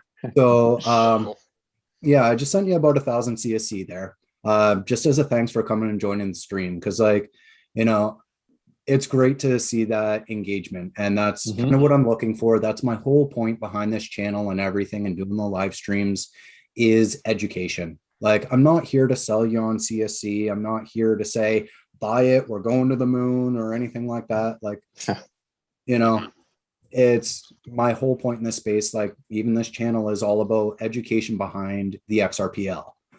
I am a huge proponent for CasinoCoin, but I love XRP and the XRPL. And like, I'm even looking at developing via the Sum SDK. Now that's like one of my focuses. So like, I do how-to videos as well, if you pop over to the main part of the channel. So yeah. Cool. I'll check that out. And, thank you very much for that. And thank you for having me on here. Yeah, no worries. I've obviously, like everyone else, I've missed a million opportunities in crypto. Yeah, made some, me too. Made some good ones, ignored too many people who could have made me rich by now. Oh yeah, I hear you. It happens. I always want to learn more. So when I, saw you talking about CasinoCoin, I'm like, man, I haven't thought about CasinoCoin in a while. Let me let me ask some questions about this, because I don't want to be, hitting myself in the head later, going, man, I knew about CasinoCoin in 2019 or whatever, and right, never really held on. Yeah, no, I get exactly what you mean, and I was in the same boat. Like, I turn around and there's a few assets like that over time. Like, I remember back the Swell conference.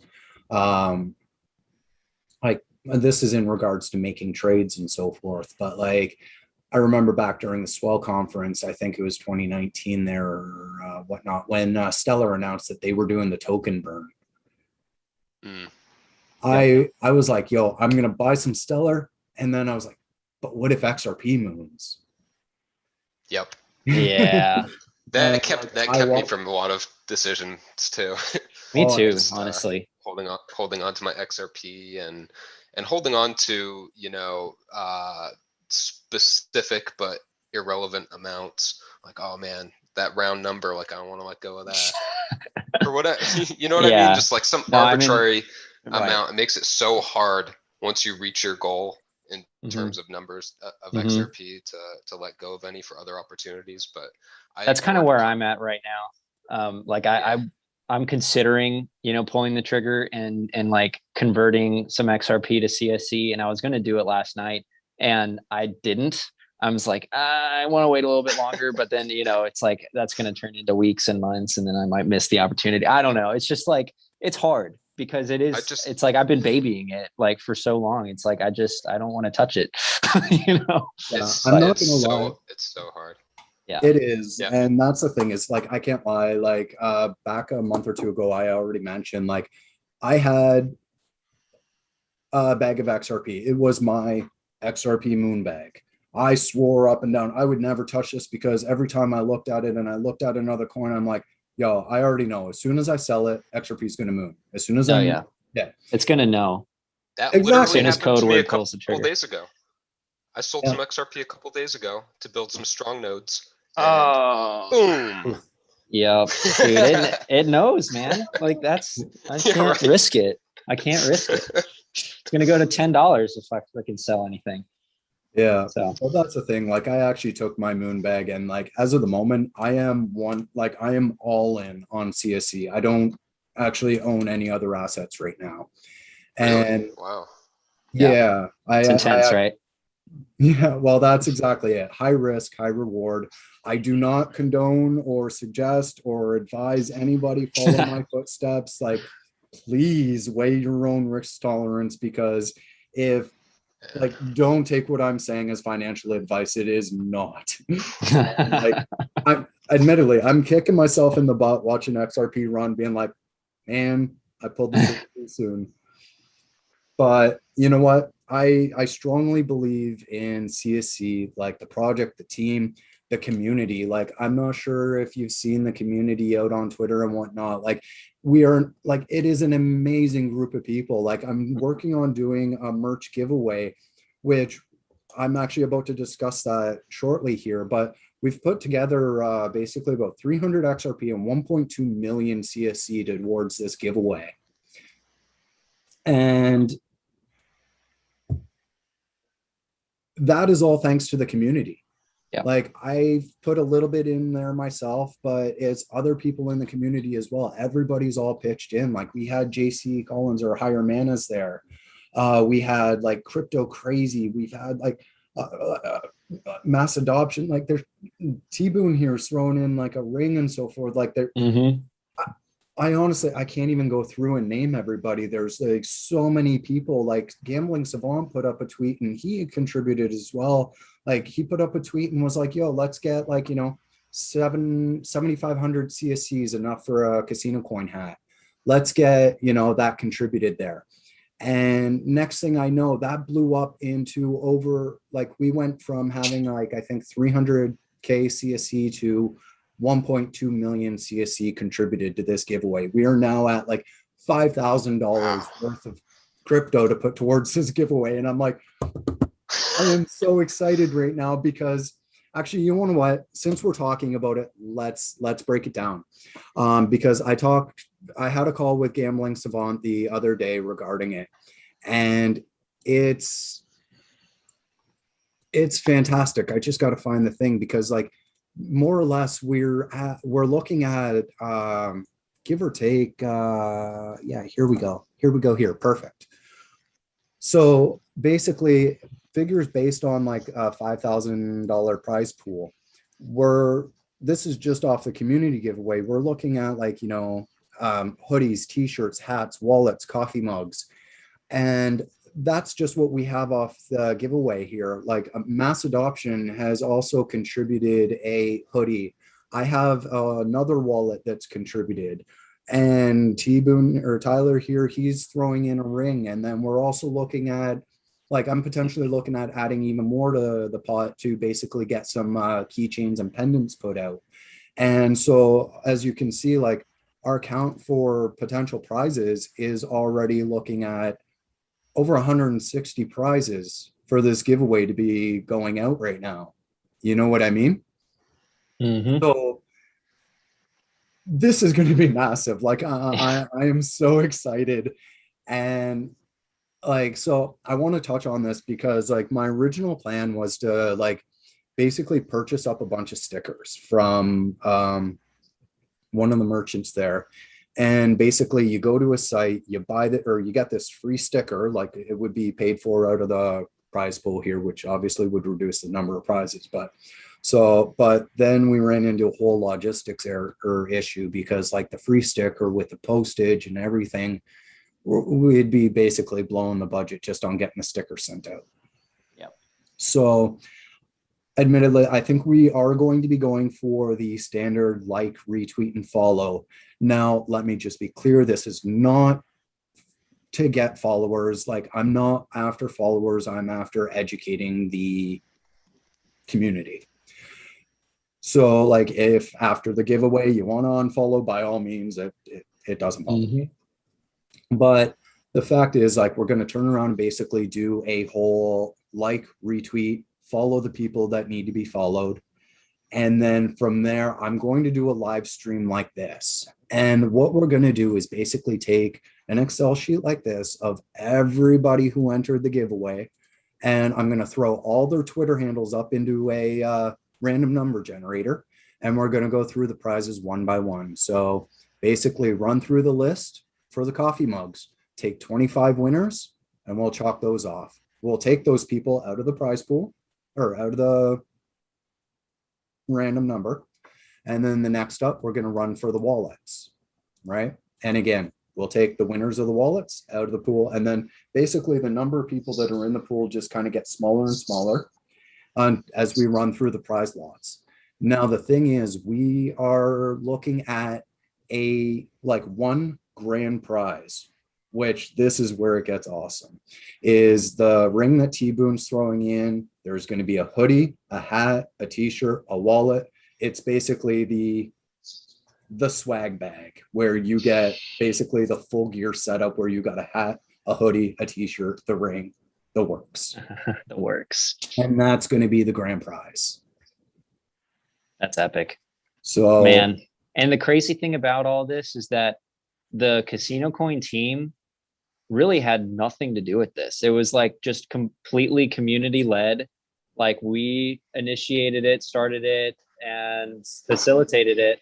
And it just kind of was like a dogpile effect where it's like more and more people were like, oh, I want to contribute to this. This is going to be really cool. Because the purpose of it is to spread awareness. You know, we're not trying to just, like, you know, give away stuff to everybody inside of our own echo chamber. Like, we want other people in other crypto communities that like have never even heard about CasinoCoin to hear about it and then learn about it. That's kind of the point of it, is just spreading awareness and adding some more legitimacy to the product or project through the form of like a giveaway, because everyone can get behind a giveaway. And it's like, oh, I have a chance to win some free stuff. Like, cool. And then when they learn about it's a community led thing, like, this must be a pretty damn cool community, and they'd be right. And so then they kind of like look at kind of what goes on in the, you know, CasinoCoin Twitter, and then they'd be like, wow, this is like a pretty cool group of guys and gals, and potentially, you know, get on board with the project. So that's kind of the intention, is just spreading awareness, and it's really exciting that it's about to go down. So that's awesome. yeah, we're all excited. But yeah, so I don't know exactly when we're going to do it per se, but I think we have pretty much the whole, like, everything lined up, like with everything accounted for. So it's just a matter of doing it, which I don't know. Code, when do you think?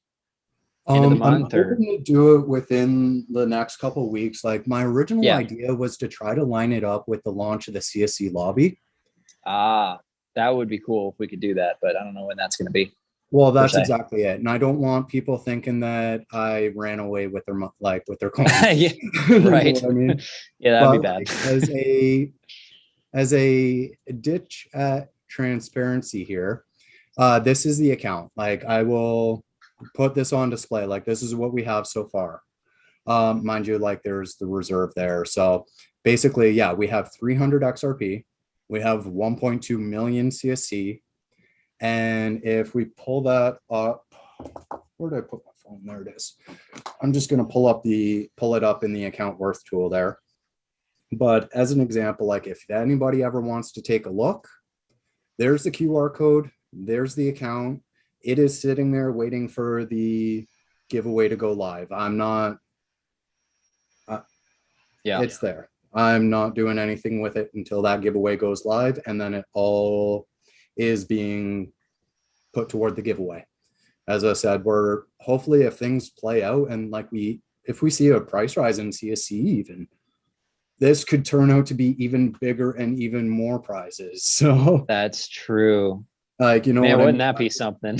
Well, it is, because like 10 already cents. with the run with XRP and like the little tick up that we've seen with CSE, like I was looking at 5,000, we're now sitting at about 5,300. So Yep. we're already up another $300, which is like what, 3 or 4 more hoodies? Yeah, at least. So, you know what I mean? Is like that's what I'm aiming, is just to hopefully turn this into one of the most biggest epic giveaways that has the biggest reach possible. And that's why I wanted as many prizes as possible. Like I wanted it originally to be like everyone wins. Like you get a sticker for free. That is your win automatically. And then scan the QR code for a chance to win something bigger. Unfortunately, that's not feasible. By the way, I don't know if you were planning on doing this, but I think it would be a good idea if like maybe a portion of the pot was allocated towards marketing to like actually pay for ads to get this out to more people. Because like if it's just going to be people you know, in our sphere that are, you know, saying tag your friends or whatever, that's only, I mean, it'll reach, but if we could spend like a decent amount, I mean, say $200-300, whatever, we could reach a lot more people. So just a thought, we could do that. I mean, you have the marketing materials. You put together a really cool looking banner that you showed me and stuff. I mean, that could be a great thumbnail, and you just have, you know, it's like, this is a community driven giveaway to spread awareness of Casino Coin. Check it out. Sign up for or, you know, just follow the directions, and that's it. And yeah, it's like a lot of people would be like, okay, why not? You know, I know nothing about this, and then a lot of people, it's like a lot of people that know nothing about the project, but signed up just because of the chance of winning something.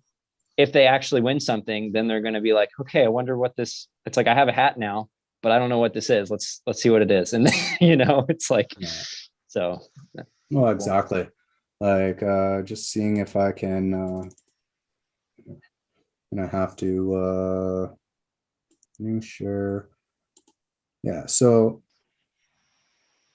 this is, there we go. So I just shared, the image here.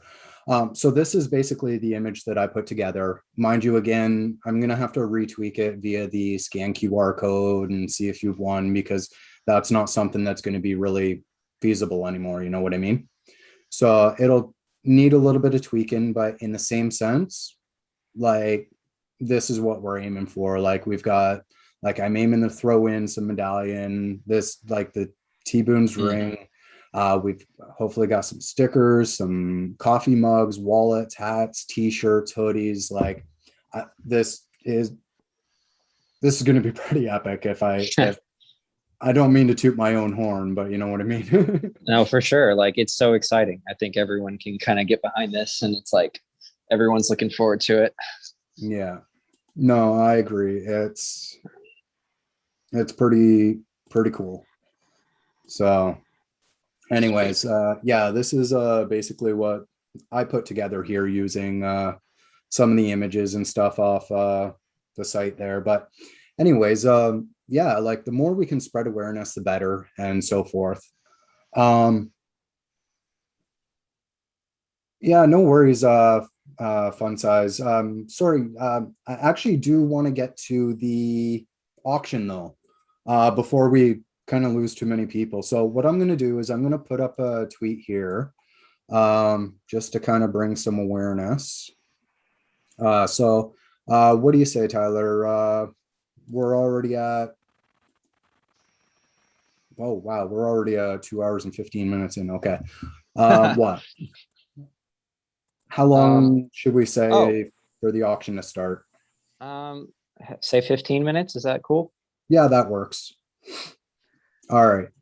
So there we go. We'll get that done. I'm just gonna try to pop over and find your tweet here. Boo. Sorry. Tabs, and more tabs. Oh yeah. Well, I way. had like a bunch of tabs pulled up so that I could go through and basically have a whole list of things that I wanted to talk about. But well, Right. yeah. Anyways. So yeah, so we'll just tag that there. All right, perfect. So live Nice. auction happening in stream in 15 minutes. I've tagged your thingy here. And yeah, people, if you want to get your hands on the molten one, stick around if you can. Fun Size, if you want to send a tweet with some information or like a bid, we're willing to take the bid. I know you got to jump out if you haven't already, but yeah. Anyways, I'll also, whoops. Yeah, well, that's fine. All right. So yeah, anyways, we'll let that go for about 15 minutes there, and hopefully we see an uptick there as people And start so that, dumping. and so this is an auction like with CSC, and that's going to the pool with the other 1.2 million. Is that the plan? Okay, cool. Yeah. Nice. So, yeah, that's awesome. yeah, exactly. So basically what we'll do is we'll start the auctioning. I think we'll start it at what the original person paid for it. Yeah. 15 bucks or 16 bucks or something like that. Yeah, yeah. And then we can just kind of go from there. Sweet. So, Gambling Savant wants a molten one regardless. So you might have to botch one on purpose. All right, will do. Just run it again. Yeah.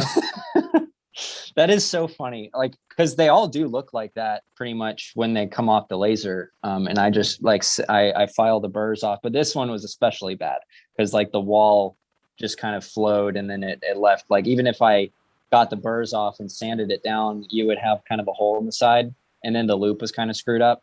And so that's why I was like, but they all do kind of look like that. So, I mean, I could just not file the burrs off on another one and it will look, I mean, because I don't know if you guys saw the one I did a few weeks ago for Big Jat. Is that how you say his, you know who I'm talking about? He's like Chris. Chris. Yeah. So he ordered one. He was telling me, he's like, you should make it look like something out of the Punisher, you know, just make it look super abused and like gross and stuff. And so I was like, okay. So I just kind of did like a dark brown to purple fade to make it look rusty, and then just filed the edges so it looked beat up, and then like hammered it to make it look like bullet holes. And that actually turned out like way better than I thought it would. But it's like, if we did that kind of finish with the whole, you know, like leaving the burrs on too, it would be pretty wild looking. So yeah, we could certainly do stuff like that. I mean, it's like, and I also want to experiment with epoxies, you know, and kind of like fill in the holes. And then like, you know, you could do some kind of like glow in the dark epoxy or something and like sand it flush. And then, you know, it's like when it's dark, you'll just see like the spade with like the little other parts glowing. That would be amazing. You could do that in the rings too. I agree. Like when you started talking about the epoxy ideas, I was like, dude, yeah, like the possibilities just started spinning through my. I know. Like, I know. Me too. Like, I haven't really worked with epoxy all that much, so I'm not like, we do have a vacuum chamber, and we have like, I mean, that's really all you really need to get the bubbles out and like, you know, sand it properly. So yeah, like we have it. So I mean, I might as well experiment with that down the road. Yeah, definitely planning on it. So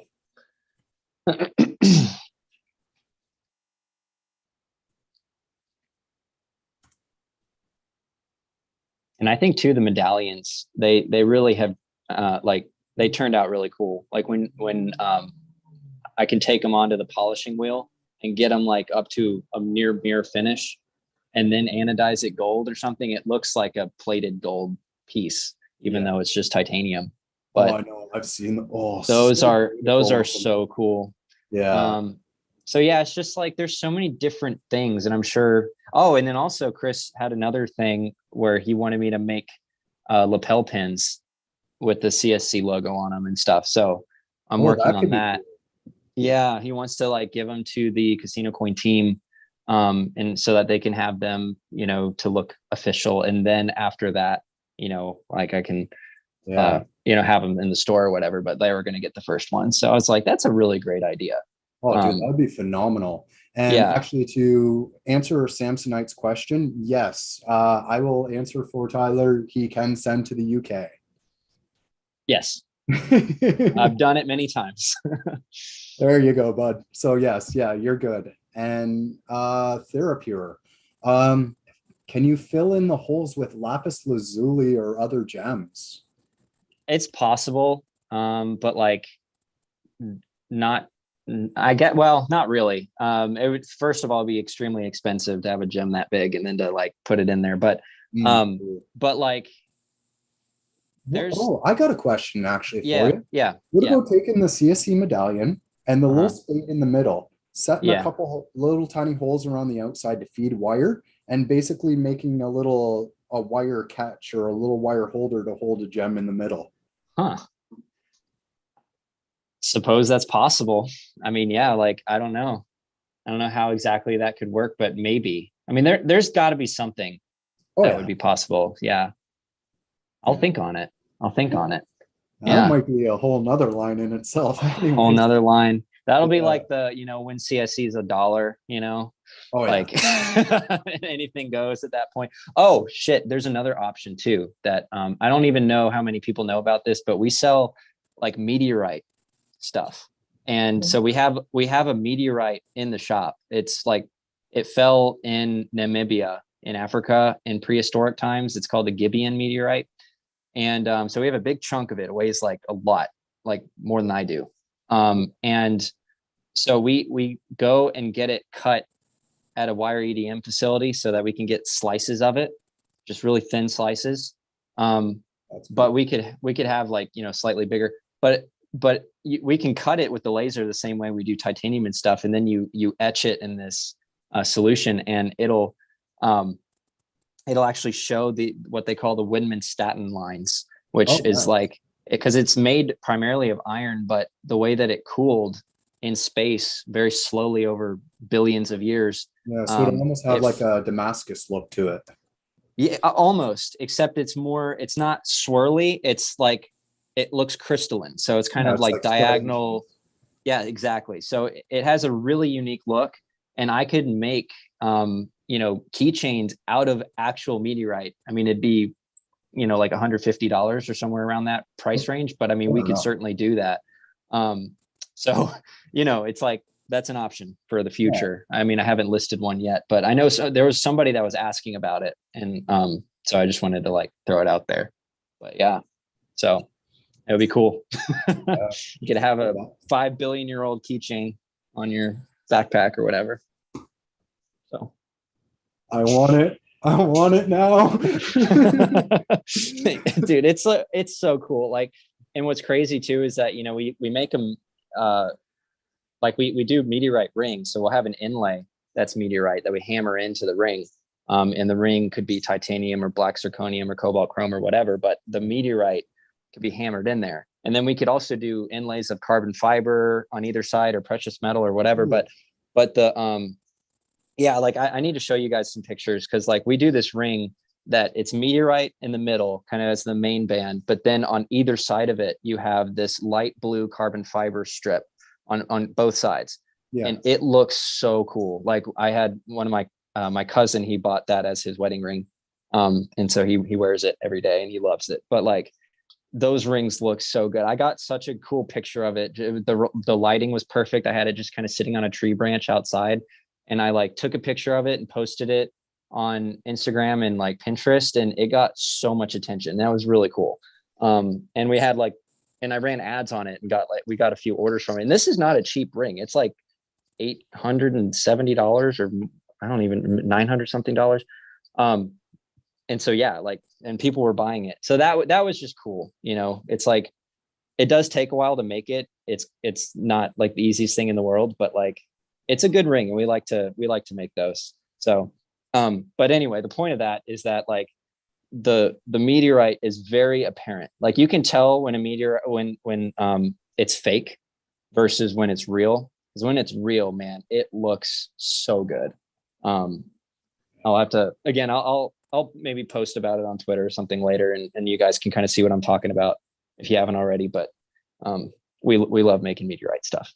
So yeah. That's phenomenal. Yeah, I would definitely love to see something like that come out. Like that would probably be a post moon buy for me. I think so. I think most people are in that boat, which is totally fine. And I understand that. I don't want to spend $150 on something I don't need right now. Like I get it. I'm not like, and honestly, I'm not like I said before, I'm here just trying to kind of like use my expertise to kind of help the business right now. And that's kind of the purpose. And knowing, that probably in the future, when we have, the parabolic run up that we're all anticipating in the altcoin space, that, a lot of people are going to take their profits and the first thing they're going to think about is like, I have some spending money. What should I spend my money on? And, it's like, if by that time, Boone rings could be in the back of people's minds of like, oh, they have some pretty cool stuff that's more like luxury type, that end of things, then I feel like that would be our market. A lot of people would be like, okay, I've been eyeballing this ring or this whatever, and like I want to grab it now that I can. And so that's kind of what I'm anticipating. And that's kind of where we're at. But like, the keychains, I figured, and the keychains aren't exactly cheap either. And I know I've had like few people complaining about that, which I get that too. A lot of people are expecting to pay about $5 for a keychain. Which, if you want to spend that, then you can probably, although like, I don't know of any other CasinoCoin keychains that exist. I mean, I might be wrong, but I don't see any out there. Especially not out of titanium. Right. Yeah. I'm sure that someone heard that and they're like, oh, I'll make one. But it's like, these are titanium, like, the laser cutter that we make it with was like $150,000. So, I mean, it's like not like the equipment is something that not many people have access to. And so it's like, it's one of the, and it, we are making each one by hand. Well, and the lasers do it, but then we're finishing by hand. Yeah. And that's phenomenal. Cause like, even on that note, like Yopster here said, having the spade as a meteorite and then the rest of it as onyx. Oh man. Yeah, we could do that. Oh, I would actually have to do, we'd have to have it water jet cut. We can't do it on our laser, but I want to get a water jet. That would be enough of an excuse to get a water jet. Honestly, I've been pestering my dad. It's like, we need to get one. Fair enough. All right. So yeah, I don't mean to cut you short here. We're you're coming good. up on 2 minutes until we go live on the auction. Cool. So yeah, let's just see here. Let me do some quick calculation because I'm just gonna pull BitTrue over here, and that'll probably be the best way. So you said they paid about $16 for it. Yeah, it was like $16.50 or something like that. Okay, so let me just get that pulled up here. $16.50. I don't know. Market.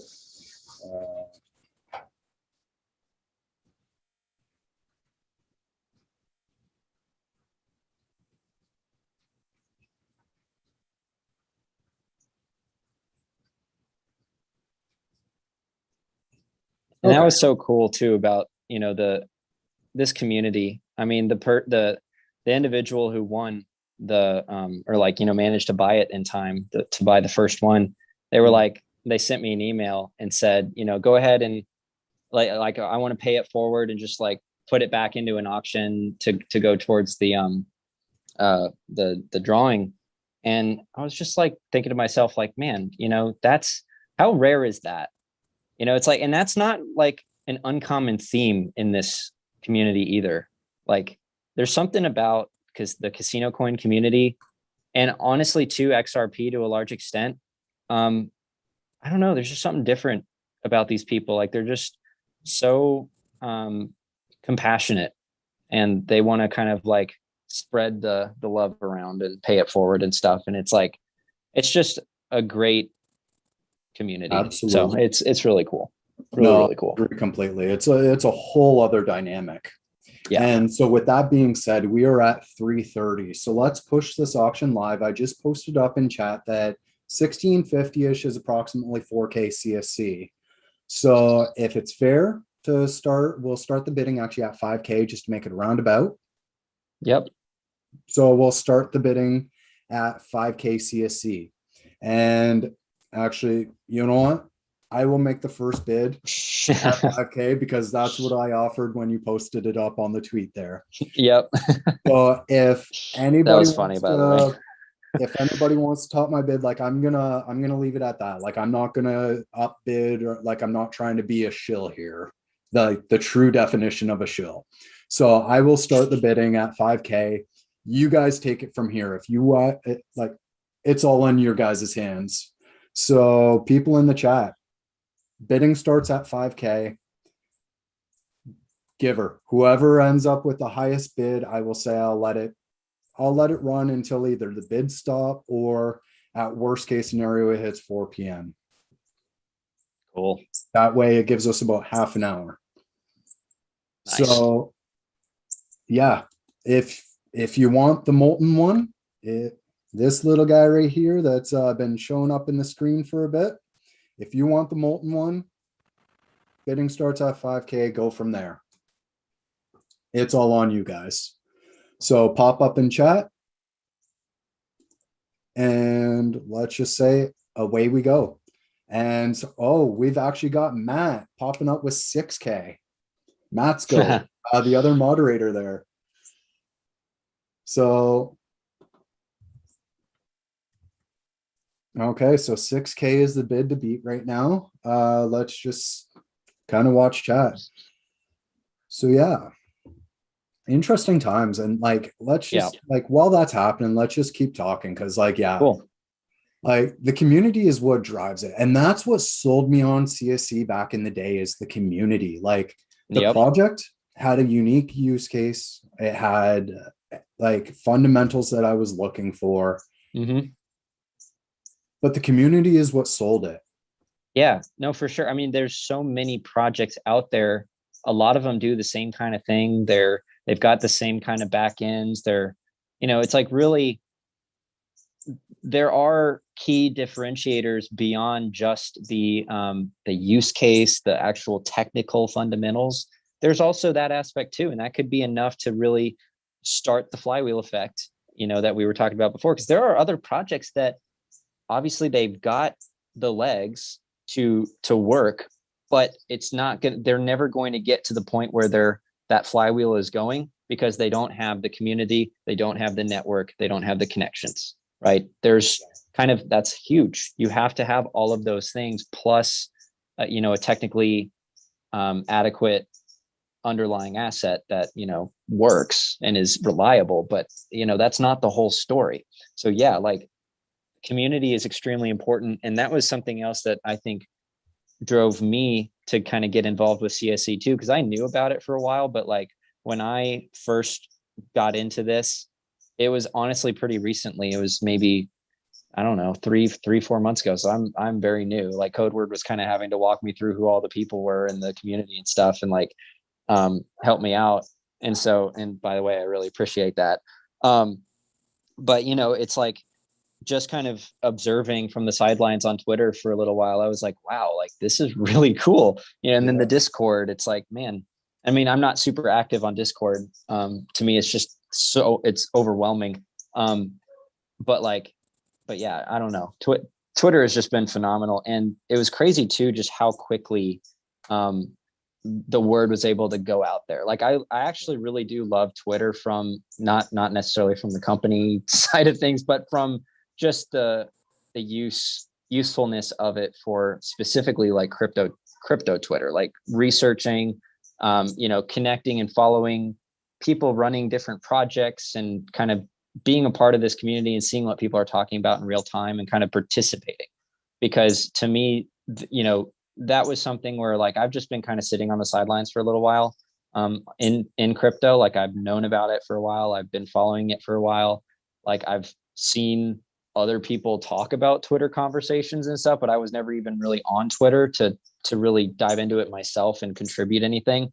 And man, I tell you, like, I kind of wish I did it 2 years ago, 3 years ago, because genuinely, like, it's so rewarding to kind of just put yourself out there a little bit and provide some content and some like creativity and just engaging with people and having conversations and stuff like that.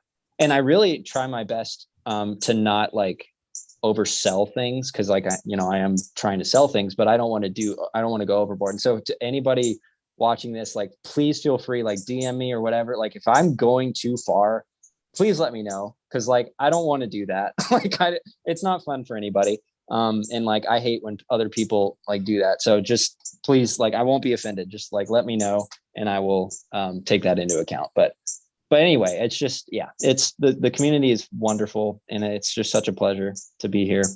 It really is. Oh, definitely. I get what you mean. And I'm actually blown away by the chat right now. We just hit 8,600 from Gambling Savant. Oh man, he really wants that thing. It's so funny. He messaged me, was like, did you get I tried to put in my credit card, like, and I tried it 3 times and it wasn't working. Did you get my the money? And I was like, oh no, someone already bought it. He tried 3 times. I was like, man, like, you really want it. And it's funny. It's really funny. Oh man, no doubt. And like, I think this is a great, 9,001 from Matsko. Holy crap. I think this is a great way to do it, because like, if you think about it, like, this is also going towards like a good cause, because again, all the proceeds, it's spreading awareness, going towards the giveaway to make it even bigger and better and have even further reach. Dude, hey, what about if we Crypto Beast? Wait, how many? 9,500. Oh, holy, high rolling. Yeah. Well, so here's my thought. Maybe this, whatever comes out of this auction, could go towards marketing for the giveaway itself. Yeah, that's not a bad idea. I mean, because I don't know. I really think that would be a really like that could reach a lot of people if we do that. So yeah, we shall see. With that. That's a really good idea if we use this towards like a marketing budget. Mm-hmm. Yeah, that's not bad at all. And we got Redinjas coming in with a low bid. 50-20. Buddy, we're actually at a tie right now of 9,600 between Matsko and Gambling Savant. So interesting. I don't know what we do about a tie. Oh, me either. Cut it in half. We might have to flip a medallion.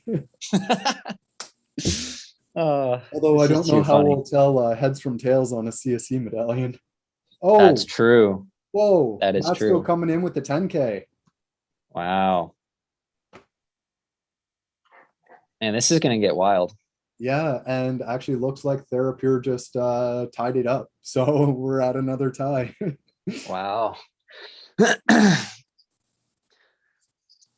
But yeah, it's this is just so cool. And I also love how the CasinoCoin team was so welcoming of this concept of just like having some random dude like make merch and sell it. You know, it's like that's what kind of helped me get off my feet in this whole crypto sphere on Twitter. And then now it's like, look at all the things that came out of that. But it's like, if it wasn't for that, I don't know if this would have ever happened. So like, shout out to Quadjax and Daniel for being so cool about this. And yeah, like hopefully in the future, because obviously they've got a lot of things on their plate right now. Like they're trying to get this thing off the ground, and the last thing they're worried about and thinking about is merchandise. But Quadjax did say that sometime in the future, the keychains and the different things that we offer could be put onto the Eminence store. when they launch it. So that'll kind of be more of like an official, collaboration with the team. Because honestly, like I want to support them too. I mean, right now, like it's awareness. It's kind of adding maybe like a little bit of legitimacy and things like that, just to kind of have like real, like, kind of more high quality merch out there that's showcasing the brand. And that's kind of the extent of it. But in the future, it could actually bring them in some more income, just passively. So anything I could do to help, I would love to. So yeah. No, I agree. And that's exactly it. And that's why I'm here too. Like, right. It's all about education, pushing brand awareness, getting it out there. Cause like, yeah. Xrpinator, I believe it was, had a post the other day that was like, just having a short doc seemed to affect things. Like I think it was like for XRP or whatnot, but like, or CSE even, but like, that's exactly it. Our efforts, do reflect. They matter. I'm glad you said that. I'm glad you said that, because for the longest time, again, like I've been sitting on the sidelines, because it's like, well, what can I do to really, there's all these YouTubers with hundreds of thousands of followers. Like, what can little old me do? But look at what happened so quickly. It's anyone can contribute and do your own little, like whatever makes you different. It's like everybody has something about them that's unique, and it's like, use your gifts, use whatever intuition you have, and just, I mean, even if it's something as simple as writing a blog and sharing it, or whatever, like your take on this, or just, that's I don't know. It. Like we see, blogging McBlogger there, President.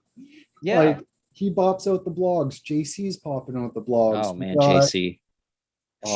And JC is the man. Yeah. JC is awesome. He's team member. So, right. He's still part of the community though. So I can't discount that. But like, yeah, like that's what I mean is it's phenomenal. Like, and that's exactly it. If we keep pushing, like if you're a developer like Forex Cadet or myself, build an app, build something that's going to bring utility. If you're a machinist like yourself, get pushing out some kind of merch or whatnot. If you got like, if you're a marketer, use your spare time to market. Like, what I mean? Like it's all make GIFs and memes and stuff like Chris does, and then some of the others. Like I've seen so many amazing in his videos. Yes, that's what I was trying to remember. Spade hodler. Holy crap, dude! That the Lord of the Rings one, I was in stitches. That was hilarious. Like keep pushing those out. I loved that. I showed my dad that. He was so confused. I was like, well, trust me, they love it. It's fine. Oh yeah. I love how we had comp there as Smeagol at the end. Yes. So great. Oh man. Yeah, and then also big shout out to I don't know if you guys have seen ArcPlate and what they're doing, but they just launched that, the Sum partnership and everything. It's like that is so cool. It's so simple. It's just, it's like, you write the program on the CNC, and once you have it, it's done. You hit go, and you can mass produce those pretty much. And it's the nice thing about it is there's no variation or anything. It's just a plate, and you punch in your own code. That is your secret.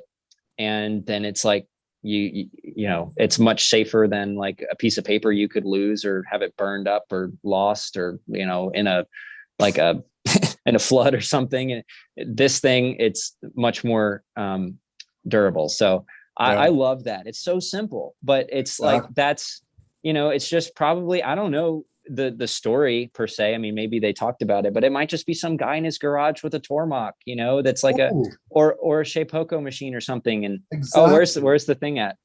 Jumping over. It's actually Verdinch's just came in at 12K. Wow. And then Matsko actually says here, I vote for weekly auctions. This is as addictive as tipping on Twitter.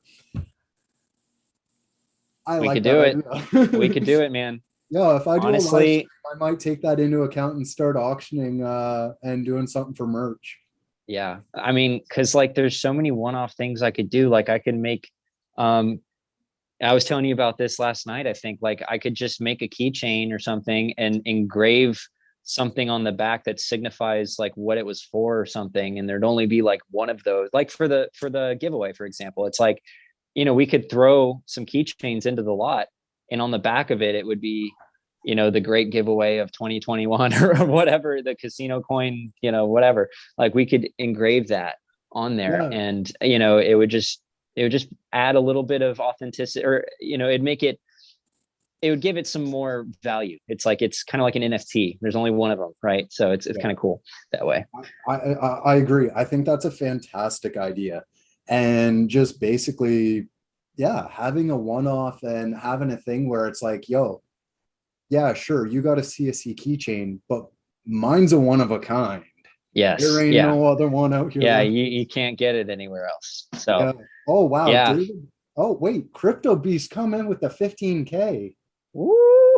Like I was about Things to are heating yes with up. 1, 2, 3, 4, 5, but Crypto Beast just kind of scooped that right out from under him. Oh boy.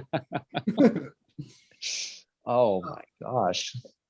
I was also thinking too, so you had mentioned, or someone had mentioned the Onyx medallion with like the meteorite put in there.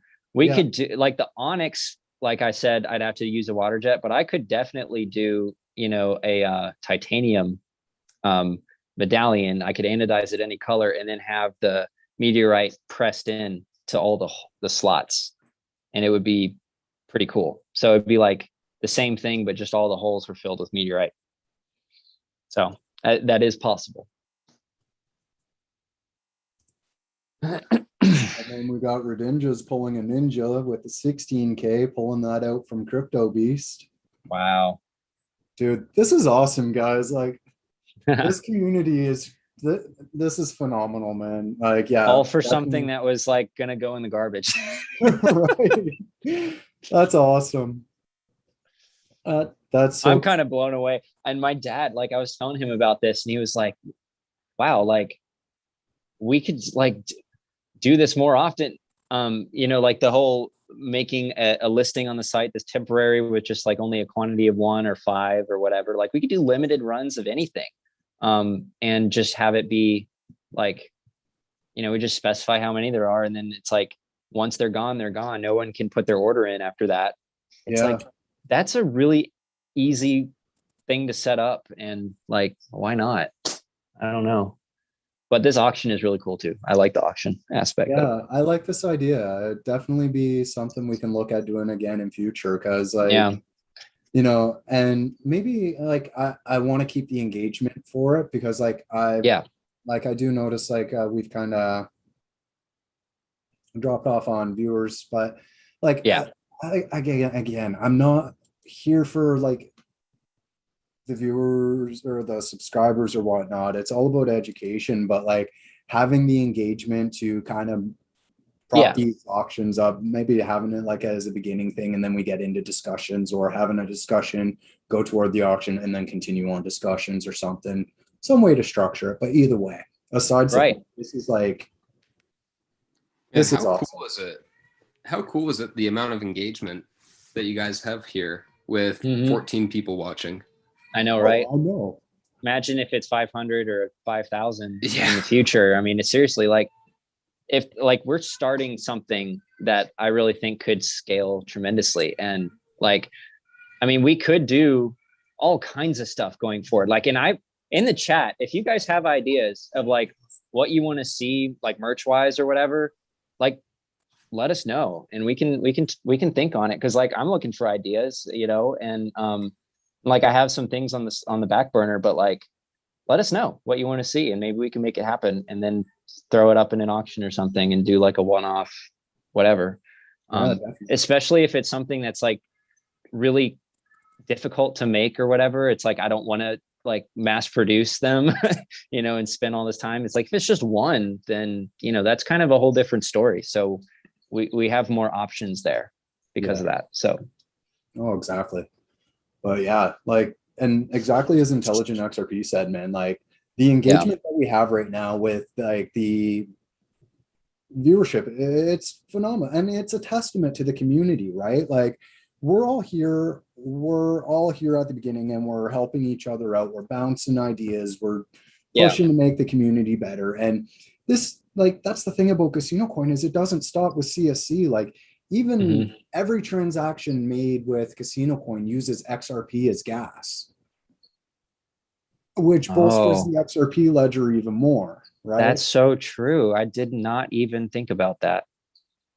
Yeah. So every single coin that's like built on the XRP ledger will, what is that? Looks like there's like a snake out there or something. Sorry.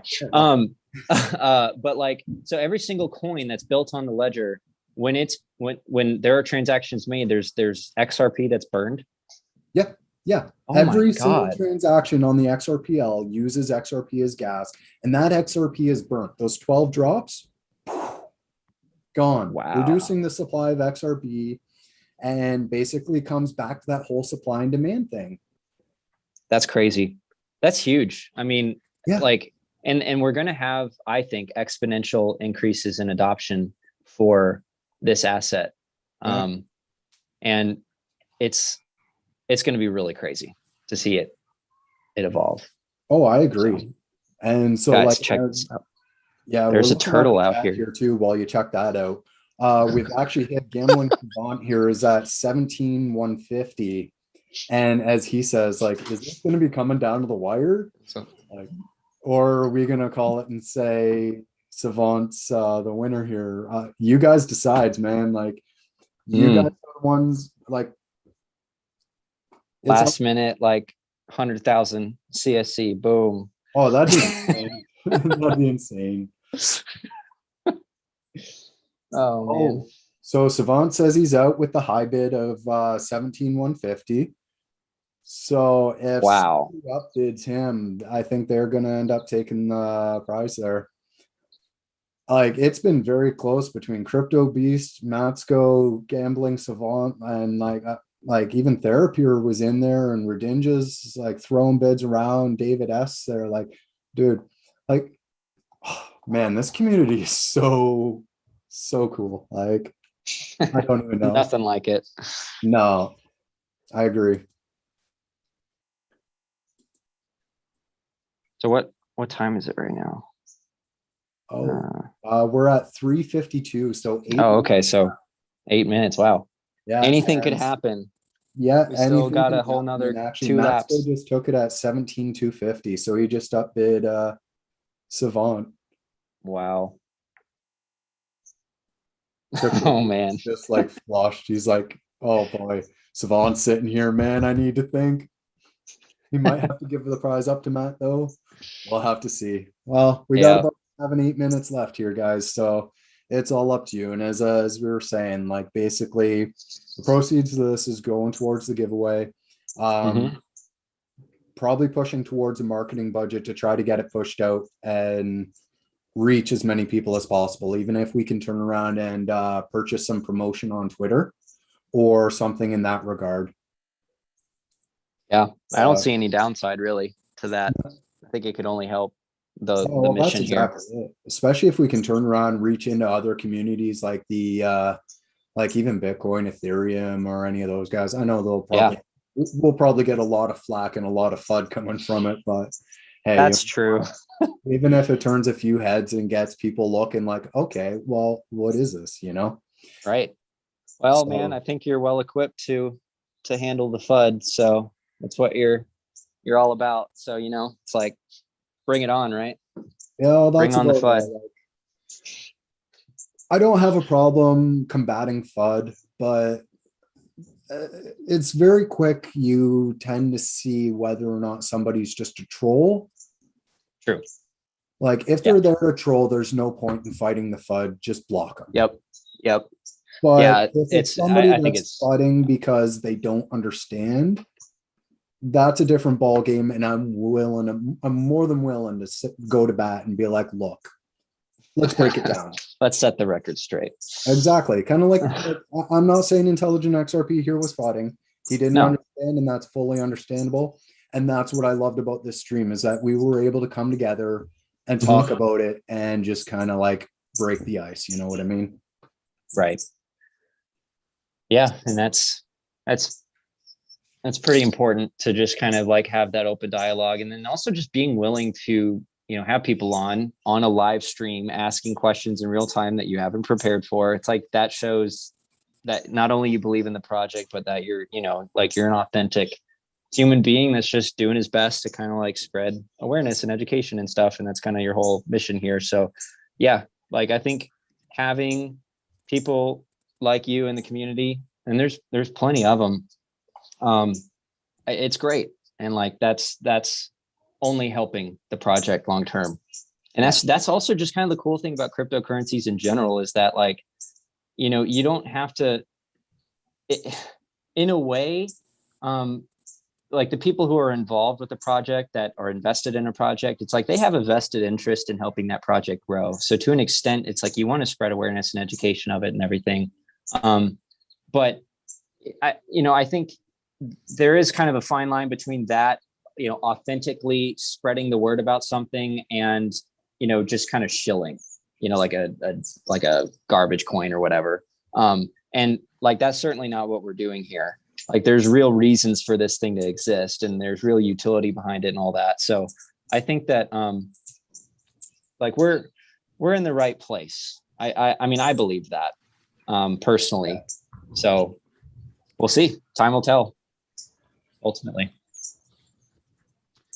You know, I should probably take the XRP out of my name, because I'm not in crypto to be, you know, team XRP or team XYZ. Like I could totally change my mind at some point and go all in on a completely different project.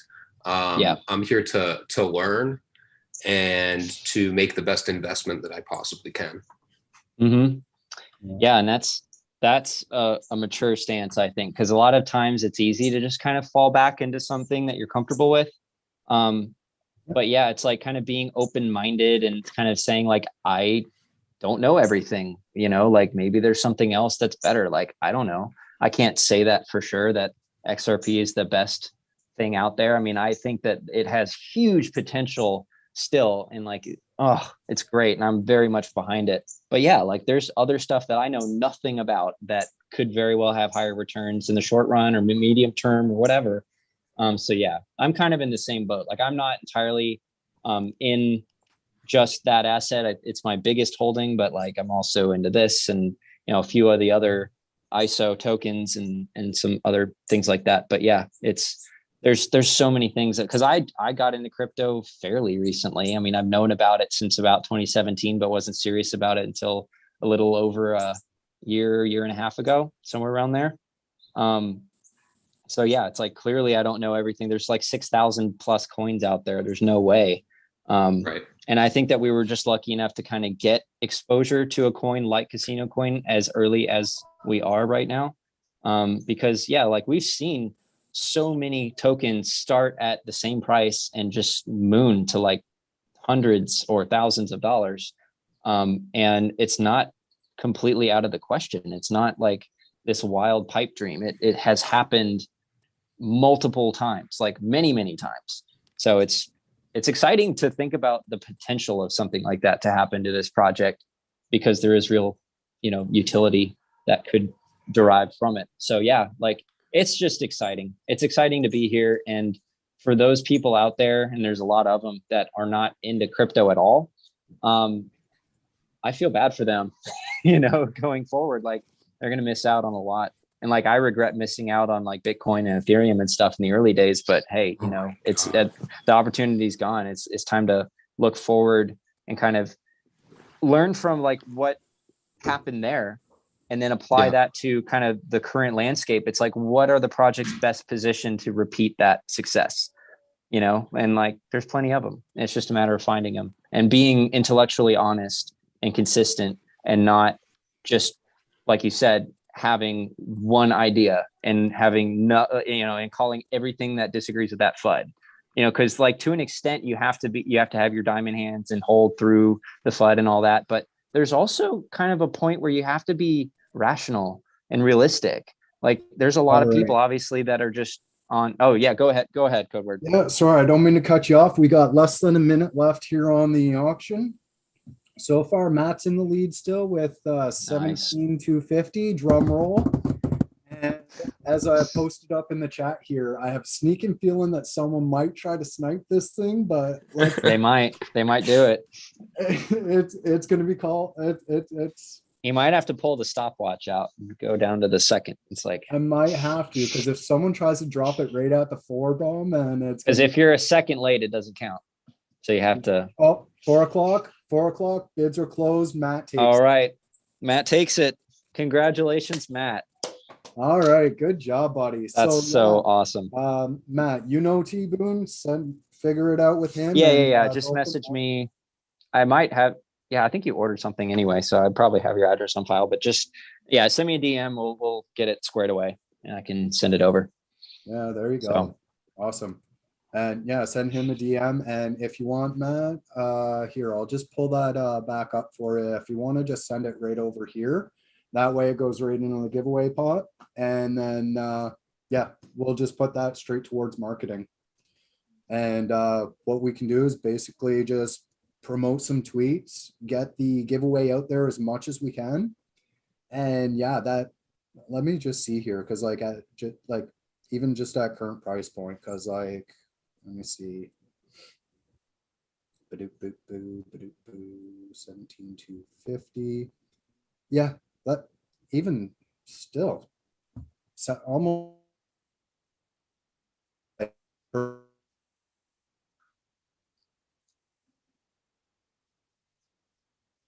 awesome. Like, my hat off to you for the win. Congratulations. And yeah, thank you everybody for participating. Like, this is awesome. And I actually might look at doing more auctions like this in the future. Oh, for sure. With, Yeah, we can TBoone coordinate figure on out that. some like one-off things that Yeah. we can auction in here. Yeah, absolutely. I'd be happy to do it. All right, cool. Yeah, if anyways, like, I don't have to shut the stream here. If you guys want to keep talking, we can definitely keep talking, because like there Cool. were a couple other things that I wanted to bring up here. Let me just close off some of these, because like I have my thing for helpful videos I tapped on. That's the auction that's live. We just finished that. That's the one that I was talking about there. All right. Oh, I did want to bring attention here. There is also another giveaway or happening here with crypto stickers, basically where you can win a enamel mug. So Oh yeah, I saw that. yeah, it's pretty cool. So if you follow the link, basically answer the question and sign in like using your Twitter name, he's going to draw the winner on August 29th. Awesome. Thanks, Matt. So yeah, he'll draw the winner for that on August 29th. So shout out to Salvatore Sleon here. If you don't, give him a follow. He has some great quality merch available. You can access that via here, send that here, https://merch.eminence.im. And yeah, there, that link in chat there will send you over to crypto sticker site there.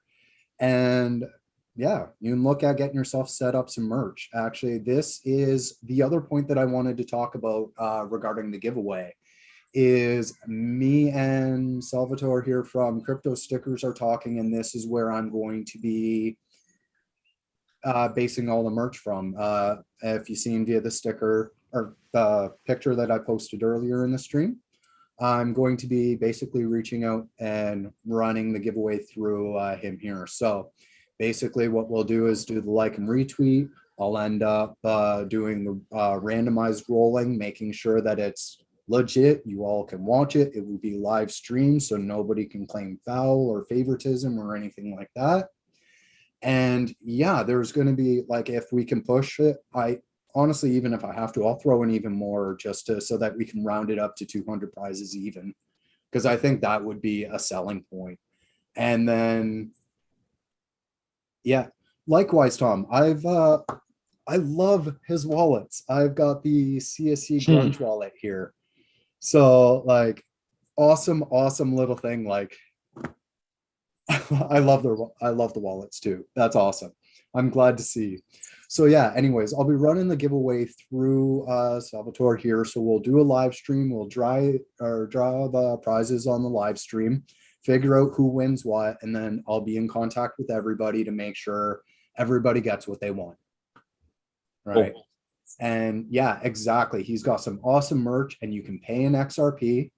I'm sure if you were to contact him directly and be like, look, can I pay you with CSE? I'm not saying he will, but yeah, I'm sure he might be able to work something out. But yeah, with that being said, like great quality merchandise. There's a link in chat, merch.eminence.im, that'll link you over. And yeah, guys, like it's awesome. And as we keep talking, like right now, CSE's at a lull, so to speak. Like we're trading sideways while everyone's running. Everybody's talking about the silence. But I'm not sure if y'all have seen, but JC mentioned that there's 2 milestone blogs drafted and they've been delivered to Quadjacks, but they won't be launched until the project is ready. And Daniel gives the all clear from the business end. But as we're seeing, like, you know, other projects are making parabolic moves. Yeah. Just my opinion. It's a matter of time until CSC does as well. I agree. Yeah. I completely agree. I think that there's got to be some seriously fundamental things in those blogs that are very important that we've been waiting for. I agree. We like, shall see. I'm excited. Like I'm beyond excited for the future. Like I've said it before. Me too. The future is bright. Yep. And fortune favors the bold. Right now, I think so. Everything else is running. We're holding strong. What can I say? Yeah, no, and it's interesting because I think in the future, people will look back on this time in history and it'll seem like extremely easy to have. It's like, well, if you just invested in XRP or Casino Coin or one of these, then you would have made this much money in this amount of time. And it's like, yes, but you don't know that in the beginning. Like, I mean, imagine like the only people who knew that Bitcoin would like hit what it is at now in 2011 were psychopaths. I mean, just like you have no idea, like no one actually knows. It's like you have to be kind of have to be a little bit crazy and have a bit of a conspiracy side to you that is even possible. And so yeah, like hindsight's 2020. Yeah, it's like, man, if I could go back in time and invest in Bitcoin, like, oh my God. But at the time, it's like nobody was accepting it. Like it wasn't even a real thing. It was like no one understood it. And so, but of course today, it was a fad, or so it seemed. Yes. And so, you know, I think that every project is going to go through a stage like that where it's like, okay, what makes you different than the other 6,000 cryptocurrencies out there? 6,000. For however many. Let's check coin market cap. Like usually, it's probably like 9,000 or something. I don't know. But I think we're breaking 11 or 12,000 now. Holy crap! Yeah, I don't know where I'm. Oh, dude, that's wild. Yeah, 11,257 cryptos listed via coin market cap. Wow. Yeah, so it's probably a lot more than that. Yeah, there's more than some that are still skating under the radar. Like wow. One that was let's see if iHunt is. Yeah, iHunt's not listed here. Someone just recently talked about Hadelite. Yeah. Yeah, Hadelite's not listed. So there's coins that exist out there that are being minted on the XRPL right now that don't even exist on CoinMarketCap. That is so crazy. So yeah, dude, and I think there's going to be thousands of currencies minted on the XRP ledger one day as well. I mean, imagine that. What that'll look like. You know, I mean, that's crazy to think. And there's going to be a point where, you know, we're going to have that, like this lawsuit won't be hanging over our heads anymore. Like there's going to be a day where that's over. It's not going to last forever. And then once it's understood that like this is here to stay as a token and that you can build on it and the advantages of building on it versus building on Ethereum. Game over. I mean, why would you build on Ethereum anymore? I mean, the fees are so unbelievably high. Yeah, I mean, it makes it useless. Speaking of all that, like Casino Coin itself just passed Ethereum Classic on the number of trust lines on the XRPL. Like, oh, wow. We were number 7. Like next up is the Chinese yuan there, right? Wow. Only ahead of us by not even 8,000, like 7,500 trust lines. That's mind blowing. That's crazy. 7,500 trust lines added to CSC, and we blow past up into the 6th spot. That is so cool. If you're interested in finding this out, just basically head over to zum.community. Apparently I can't talk. or spell. But just head over to zum.community here, tap on XRPL tokens and list all the XRPL ledger mainnet. And yeah, so right now, oh, wow. Okay. So issued tokens, there's actually 5,600 tokens, over 5,600 on the XRPL alone. What? Yeah. Oh my God. Yeah. How is that there's even- 5,611 tokens on the XRPL alone. Wow. And coin is rated number 7. Holy crap. I believe it. I mean, Yep. that's, oh my God. That's really, that's, I don't even know what to say to that. Holy crap. Neither do I. That is a mind-blowing stat. I didn't even realize there was. I didn't either. Wow. I thought there would be like a couple hundred or something, if Yeah, that. that's what I thought at most. And then to have CSC number 7. That's a huge deal. What's number 1 out of curiosity? Oh, that would be probably XRP. Let's. Oh, Oh, actually. Whoa. Actually, it's Bitcoin, BTC. I believe that. Yeah, that's Well, you true. gotta figure Bitcoin's so slow and cumbersome that. it Yeah, why makes would you sense. actually use Bitcoin on the Bitcoin, blockchain when you can use XRP to move it around? Well, that's exactly it. And then you can trade. Oh, dude, Bitcoin trading on the XRPL as So you can just go IoT. from Bitcoin to CSC, like with no fees on the DEX. Is that what we're saying here? Dude, that's exactly it. You set yourself up a GateHub account. You deposit your Oh my God. Bitcoin to GateHub, load your GateHub account up into your Zum, and you can literally, even using the Pathfinder or the Sologenic DEX, you're trading directly from Bitcoin to CSC to USD or any Wow. of these other assets. So if I wanted to, like, because the Oh. time might be approaching here soon where I would like to, take some profits out of XRP. So is there is like USD coin or something like available to trade on the DEX, like where you can go from XRP to or CSC to like the US dollar from XRP toolkit or something like that? Do you know? Yes, sir. That's actually the second highest rated asset. Oh my God, dude. GitHub offers a USD IOU. It's not USDT. It's not USDC. It's not one of those unbacked ones. It's a legit straight up USD IOU.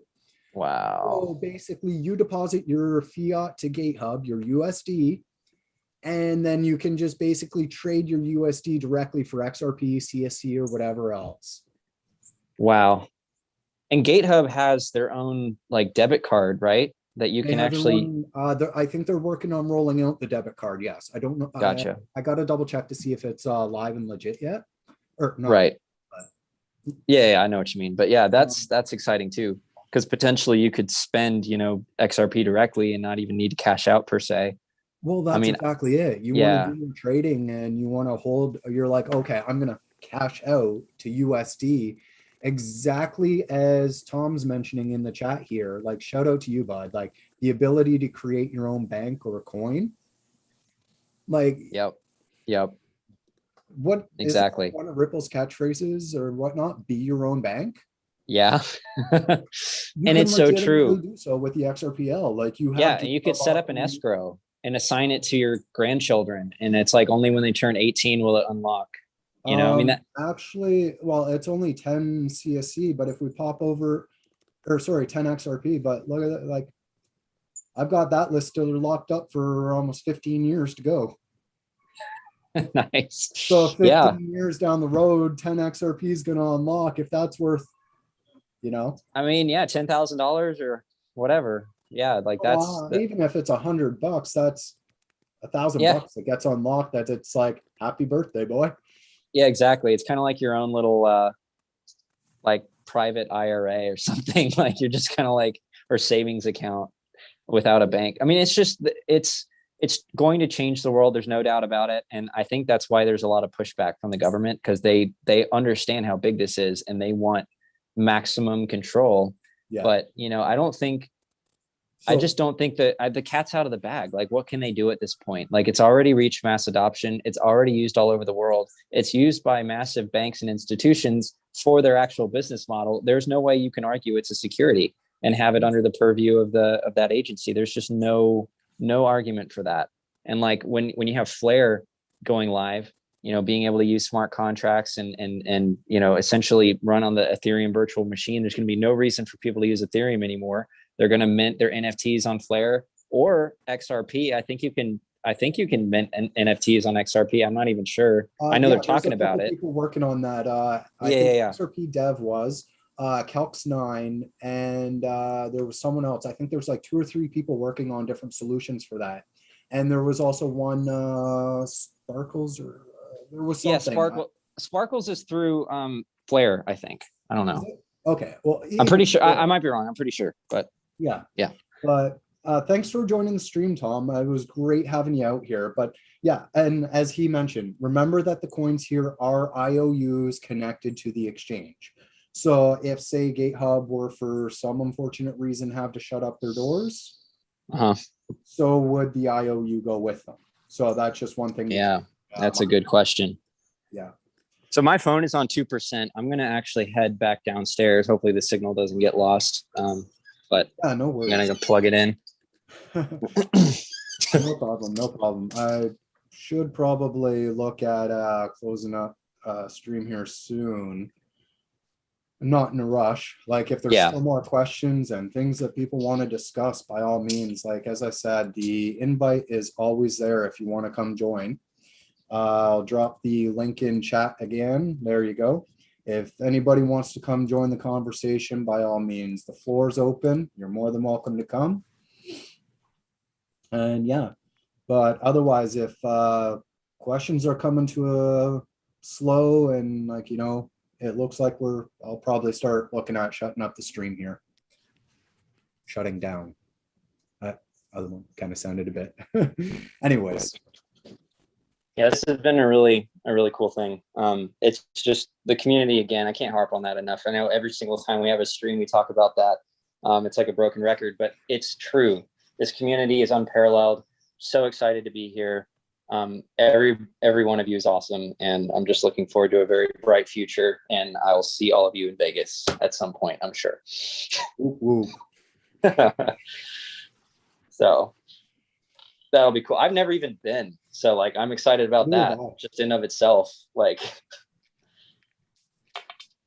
yeah, I've never been to Vegas either, and I think that's something that it would be amazing to actually meet you guys in person. Although I think you'd all probably be like, I don't know, you'd probably get sick of me pretty quick because no, doubt that seriously. I could say the same about me, but yeah. Fair enough. We're our own worst critics, right? Yeah. But yeah, so it's just cool. Very excited. There's so many different things popping up. I think we're going to start seeing a lot of like mergers and acquisitions and buyouts and things like that. Like we're already kind of starting to see that, but like, man, it's going to really ramp up. There's going to be a lot more of that happening as the space gets more and more legitimate. And I think you're going to start seeing like JP Morgan and Goldman Sachs and the boys coming out with custody solutions, and of course PolySign and maybe even BlackRock, who knows, but like they're all going to come out with institutional grade stuff. They're going to probably compete with the Binances of the world. And I think that's kind of why we're seeing all this stuff happen to Binance kind of in a coordinated manner, in my opinion. But, it's just like, that's going to happen. It's going to get a little bit chaotic, but then it's going to kind of become very mainstream. Yeah. And then it's going to be open to the masses. That's exactly it. That brings back to something you mentioned earlier in the stream, and a phrase that I love to use: liquidity begets liquidity. And that comes back to the DEX. Is that I've mentioned it before, is I think centralized exchanges will very soon become a thing of the past. I think what they will become is more of a midpoint, like a Robinhood or a Wealthsimple, or a midpoint for the technologically disinclined. Yeah, I think so. And we're seeing Coinbase, for example, start to talk about how they want to transition their platform from a centralized exchange to a decentralized exchange, because they understand the power behind decentralized exchanges, and I think they see the writing on the wall with decentralized. And so I'm not sure exactly how that's going to look. Hey, Crypto Beast, welcome to Oh, the what's up, stream. man? What's up? Can you guys hear me? Yeah, I yeah, can yeah. hear you, yeah. Hey, that was so much fun. Oh, yeah. Matt, congratulations, Matt. You lucky guy. No, Yeah. I just stopped by to say hazit, aloha, bomb stream, show some love a little bit, kind of cracking up because I'm at work. Oh, it's all good, buddy. But, yeah, the XRPL, man, there's so much that can be built on it. There's a lot of projects that's going to be blowing up pretty soon. You're here. And it's just awesome Oh, to I be a couldn't part of agree all more, bud. this community building. There's so many. And also, stay tuned about some further news about some other stuff later on in one of my vids. I will be shooting out some things in the making. Nice, nice. Some preluding. Well, it's gonna be to do with like something you can wear, tailored to casino coin. So Ooh. I'm gonna be Heck giving yeah. a dinner giveaway with that too. So I'm gonna be hitting that up too. Yeah, I figured like all you guys know. I was gonna keep it under wraps, but I'm gonna shoot it out there already. Cat's out of the bag. Hey, Oh, sounds because it's good, gonna buddy. be I wish I was making it for myself, man. I want it now that I see it. But I just want to thank you guys, especially you, Code, and TBoone for putting on this, and especially you, Code, man. You helped out a lot of people. No Mhm. joke. A lot of people understand not just casino coin, but XRP toolkit, learning about the Zoom at wallet. That's Yeah. bomb stuff. And like how you said earlier in your stream, it's hard to find good people out there and good streams that teaches you good information, not FUD. Like how we were talking about the FUDing earlier. Yes, being able to sift through those channels to get the right information is a skill set we all must have. Yeah. And Well, having it's somebody also like not you so to say much that is just bomb. sifting through the FUD, but sifting through the hype, sifting through Yeah. yeah, as you say, sifting through the shit to get to the diamonds. Yes.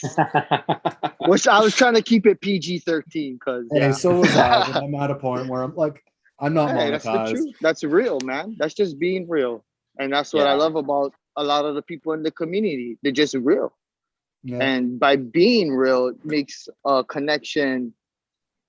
You make a connection to people further because you're showing a part of you, which a lot of people don't do.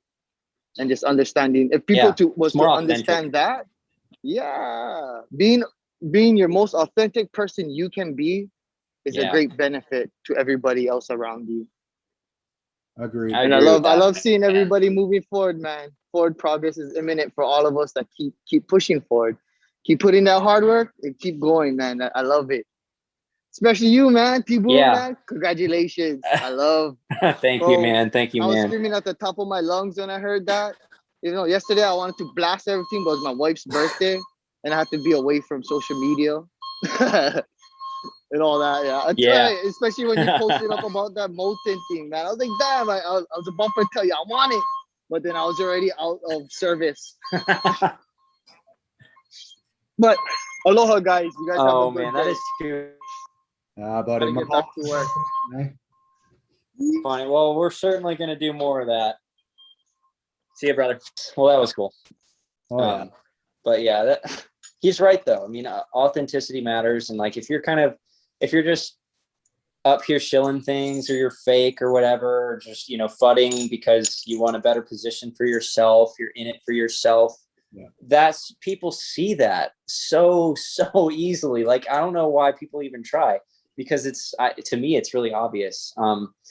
And like, I don't know, like it just means a lot more to people when you're real, like, because it's hard to find these days anymore. So, and there's something about crypto that's just like, different.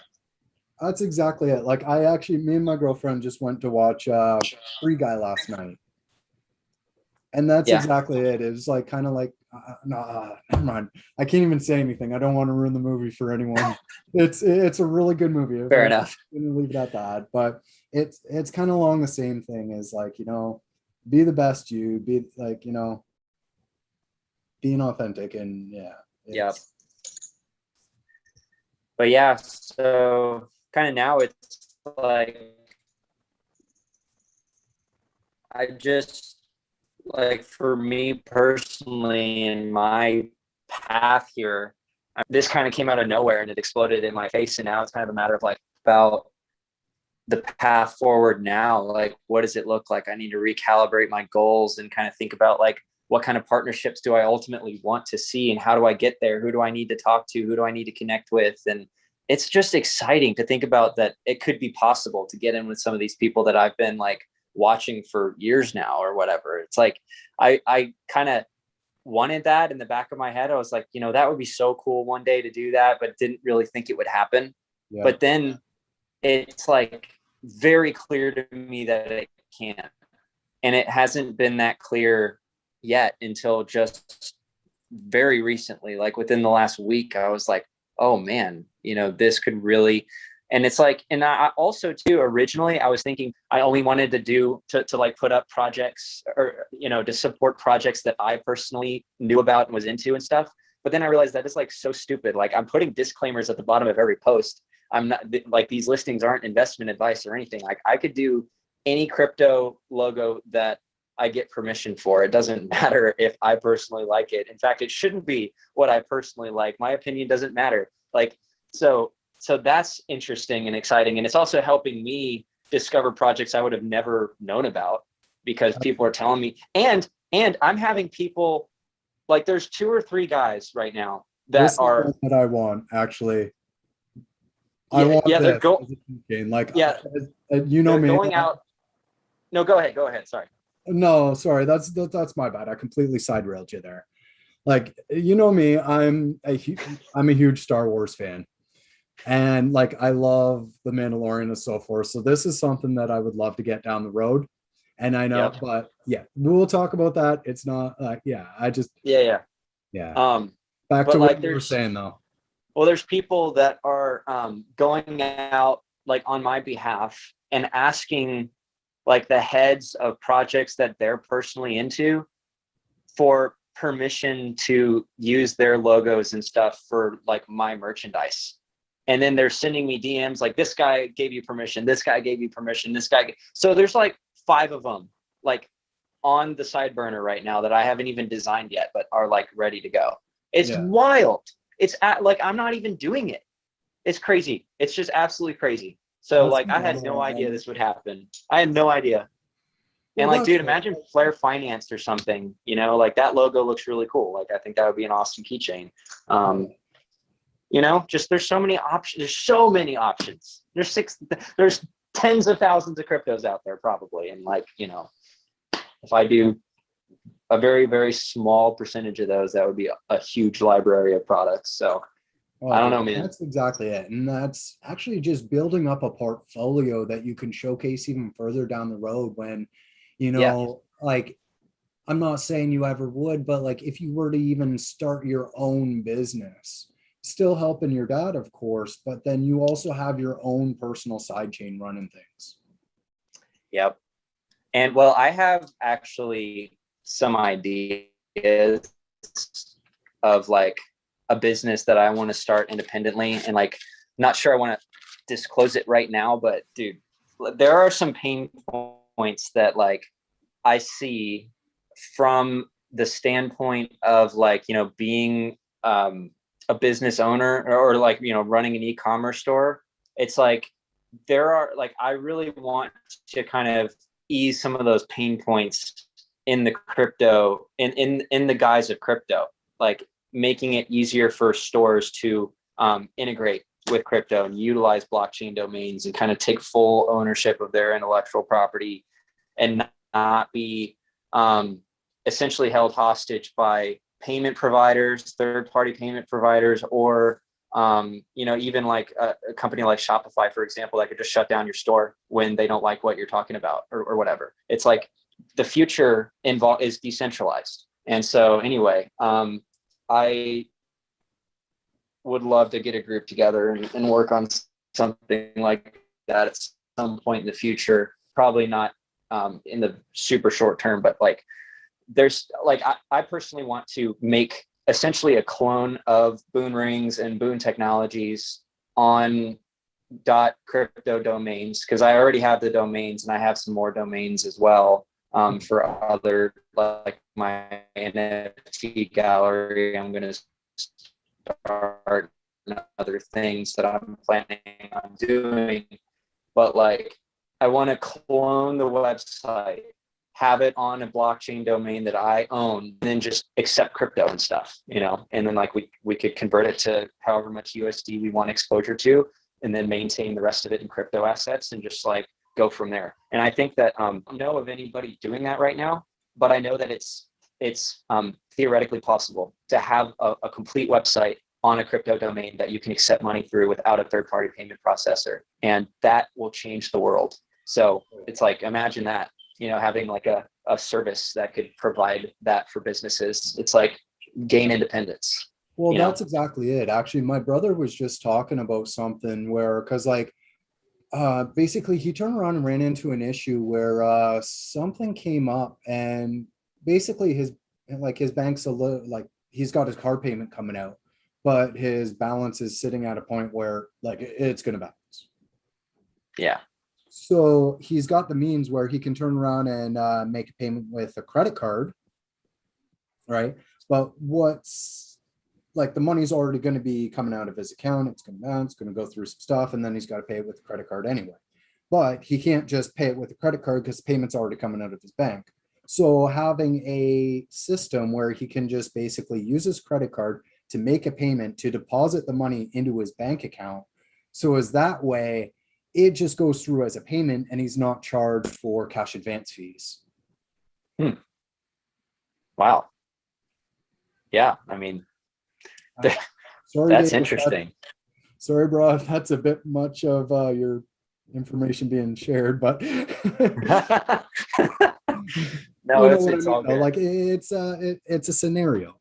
Maybe I Yeah. could have positioned it as Joe and not my brother, but you know, cat's out of the bag. But besides the point, you know what I mean? Like it's Right, exactly. opportunities out there that exist that if we have the means to develop them and to make them happen, we can literally revolutionize and shape the future ourselves. Yep. And Yep. Well, and I think we're already seeing evidence of that beginning to happen. I mean, it's not really to the extent nearly that it will be, but you are seeing it. There are people that are, their lives are forever changed already. They just got in a year or two earlier than we did, and they're practically retired at this point. I mean, that's how much of a difference a year can make. It's crazy to think about. But yeah, like, and also too, I mean, think about Flare and decentralized loans.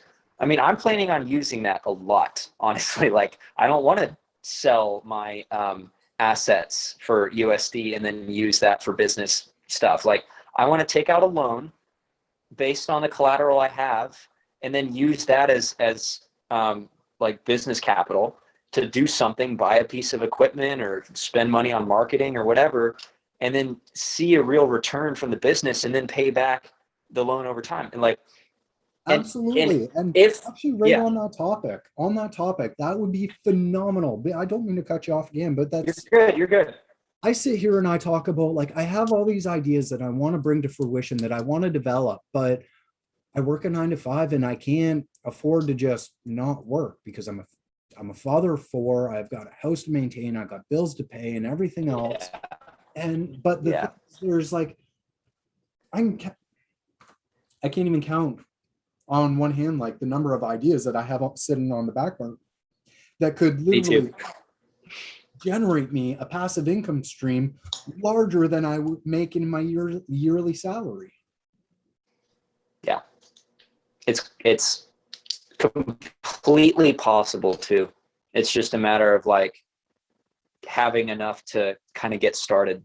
And you know, that's probably like where you're at right now. It's just like you can't afford to take that leap at this moment in time, but you know that there will be that day coming in the very near future potentially where you will be able to, and that's going to be so liberating, man. And I'm rooting for you for that. Cause like, I know that when that day comes and you get to fully focus on your passion projects, you're going to just be so much happier probably and to the world to help this space grow further. And you're like going to be leaving your mark, you know, and that's so cool. Exactly it. Because without the 9 to 5, I can sit there, work on development projects. I can actually get to putting out these ideas that I have on, or like video things that I have on the back burner. Like, give me a sec here.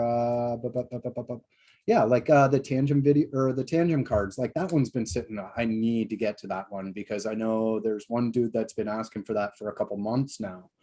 And then like I've got a crash course on setting up Zum and like as a first time user, and then like buying on BitTrue and sending, like getting Zum set up for the first time and getting your fund set up and all that jazz. A video on how to get your staking done, like a video on the Twitter tip bot and like XRP CSC tip bot, getting that done. There's another video that I'm aiming to do on recovering your CSC swap account using your secret. Like there's so much stuff that I have on the back burner that I need to get to that I don't have the time to. Like, as I believe it, man. Bring me Joy-Con in chat here. Father 4, I got 2 and he's going crazy. Well, you know why? Yeah, it's between work and man. It's insane. And yeah, I'm sure it's really chaotic. I don't know how you stay sane, but I'm rooting for you. Not to stay sane. Enjoy the crazy. There you go. Hey, it's a mindset thing, right? Yeah. Well, that's exactly it.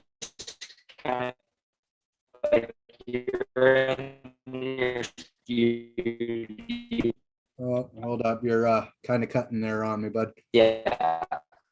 You got your situation, and it's like, it's a matter of how you look at it. I love that. That's a great way to, oh, sorry about that. Oh, no, it's all good. But yeah, and exactly. It's a mindset. Is it still how we work through things? It's also, I don't know, maybe it's a test of character or so forth, but you know what? We're dealt challenges, and it's how we deal with it. I could sit and complain, or I could do something about it. Yeah, and it's in your control. Like everything that happens in your life, like you're responsible for it. And yeah, it's like sometimes you're presented with unfair situations, but it's you know, like your customers are not going to care what your back's like, what's going on in your life. They expect results, you know, and same thing with just anything else, like your family. Like you have to be there for them at all times. You have to provide, and it's like there could be things in the way, but you have to just like take what you got, take the hand you're dealt, and just do something with it. So yeah, I love that. And there's just so many people complaining about everything these days, and it just really infuriates me that because today we live that it's never in history been easier to become a millionaire. It really hasn't. But it's just I think a matter of the way that we're taught in school. You know, it's like a lot of kids, they're so curious. They have these big dreams and visions of like the future and this and that, and they're curious and all that. And then it just can't do it. It just gets beaten out of them, man. Like by design, you know, you're trained to be an obedient worker, to follow directions and just kind of go through the motions, and you're going to get that salary and you're going to get those benefits, right? And you're going to get taken care of. If you just 9 to 5. Yeah, if you just throw away your creativity and just do what you're told, then you're going to get taken care of. That's kind of like this bargain that we've made for probably 70 to 100 years now. Ever since really like Ford came out with like the assembly line. That's kind of when things started to change in our education system in this country and around the world, really. I mean, it affected the entire planet. But yeah, it's like that. We need to kind of understand that, first of all, that like this concept of just working for someone else in a 9 to 5 and kind of just doing what you're told, like that is going away so rapidly. A machine can do what it's told, and it can do what it's told a lot better than a human can, and it never has to sleep or eat or take time off or anything.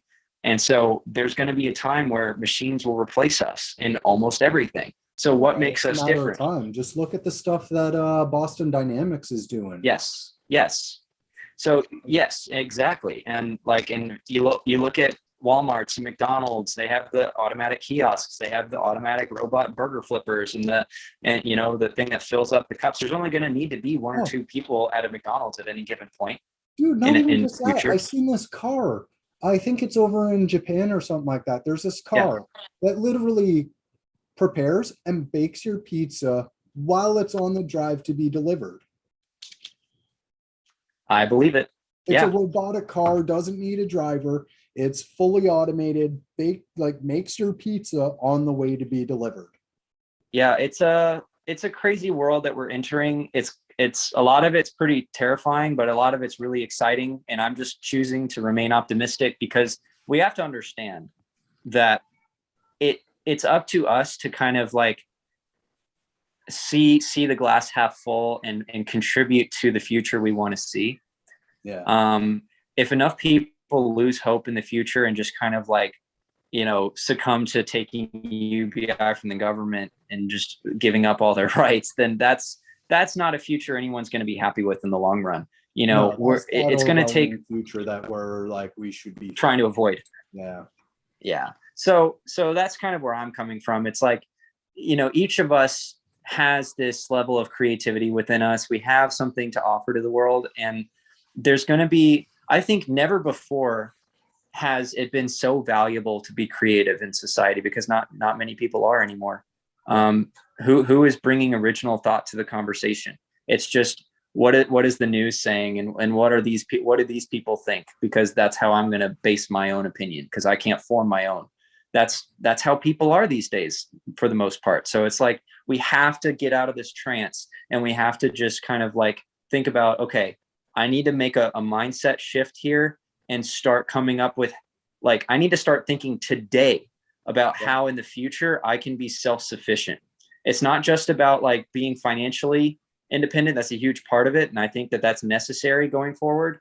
And crypto is a great way to get there, in my opinion, going forward here. But I just think that it's going to be extremely important for us to kind of control the keys to our own kingdom, to not be in debt, to not, kind of be like under the boot, so to speak. It's like, it's important. It really is. A lot of people don't take it seriously enough. They have so much student loans. They have all these things over their head. And it's like, when hyperinflation hits or something, how in the world are you going to pay that off without just, it can't be forgiven.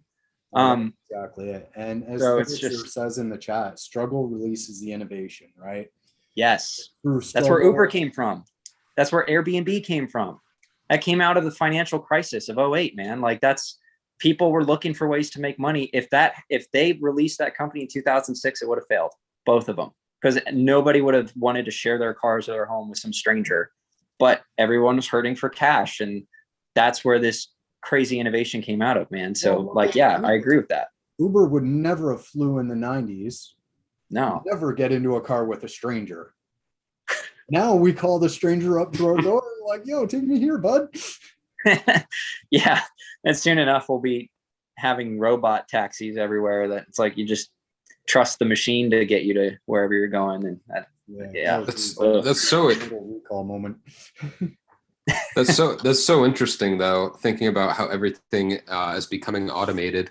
And I think another way to look at it is not that we won't have jobs, that we won't be able to drive pizza delivery cars, but there'll be new ways to invest in the pizza delivery car, for instance. And I think crypto is part of that solution.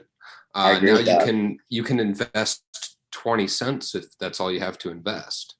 But it goes to show how important it is to invest for yourself. Because otherwise, yourself, but to invest in yourself. Yep. Yeah. And your future family and everything. Yeah. It's like, and to something else, another mindset thing while we're on this topic about automation is like, you could look at it from a standpoint of like, oh my God, automation is going to steal my job from me. What am I going to do? To instead ask the question of, how can I utilize automation to take myself to the next level, like in a business venture or something like that. right? It's like for me, for like Boone Rings or something, it's like there are definitely ways that we can improve and optimize our processes and automate more, make things a little bit more efficient. Like I'm always looking for ways to do that. That's kind of like, well, one of my passions is like manufacturing optimization. But yeah, no, like there are so many things that it's like you could literally own your own robot taxi fleet and just have that be a passive income stream for you. Or you could have a set of Airbnb properties that can make passive income for you.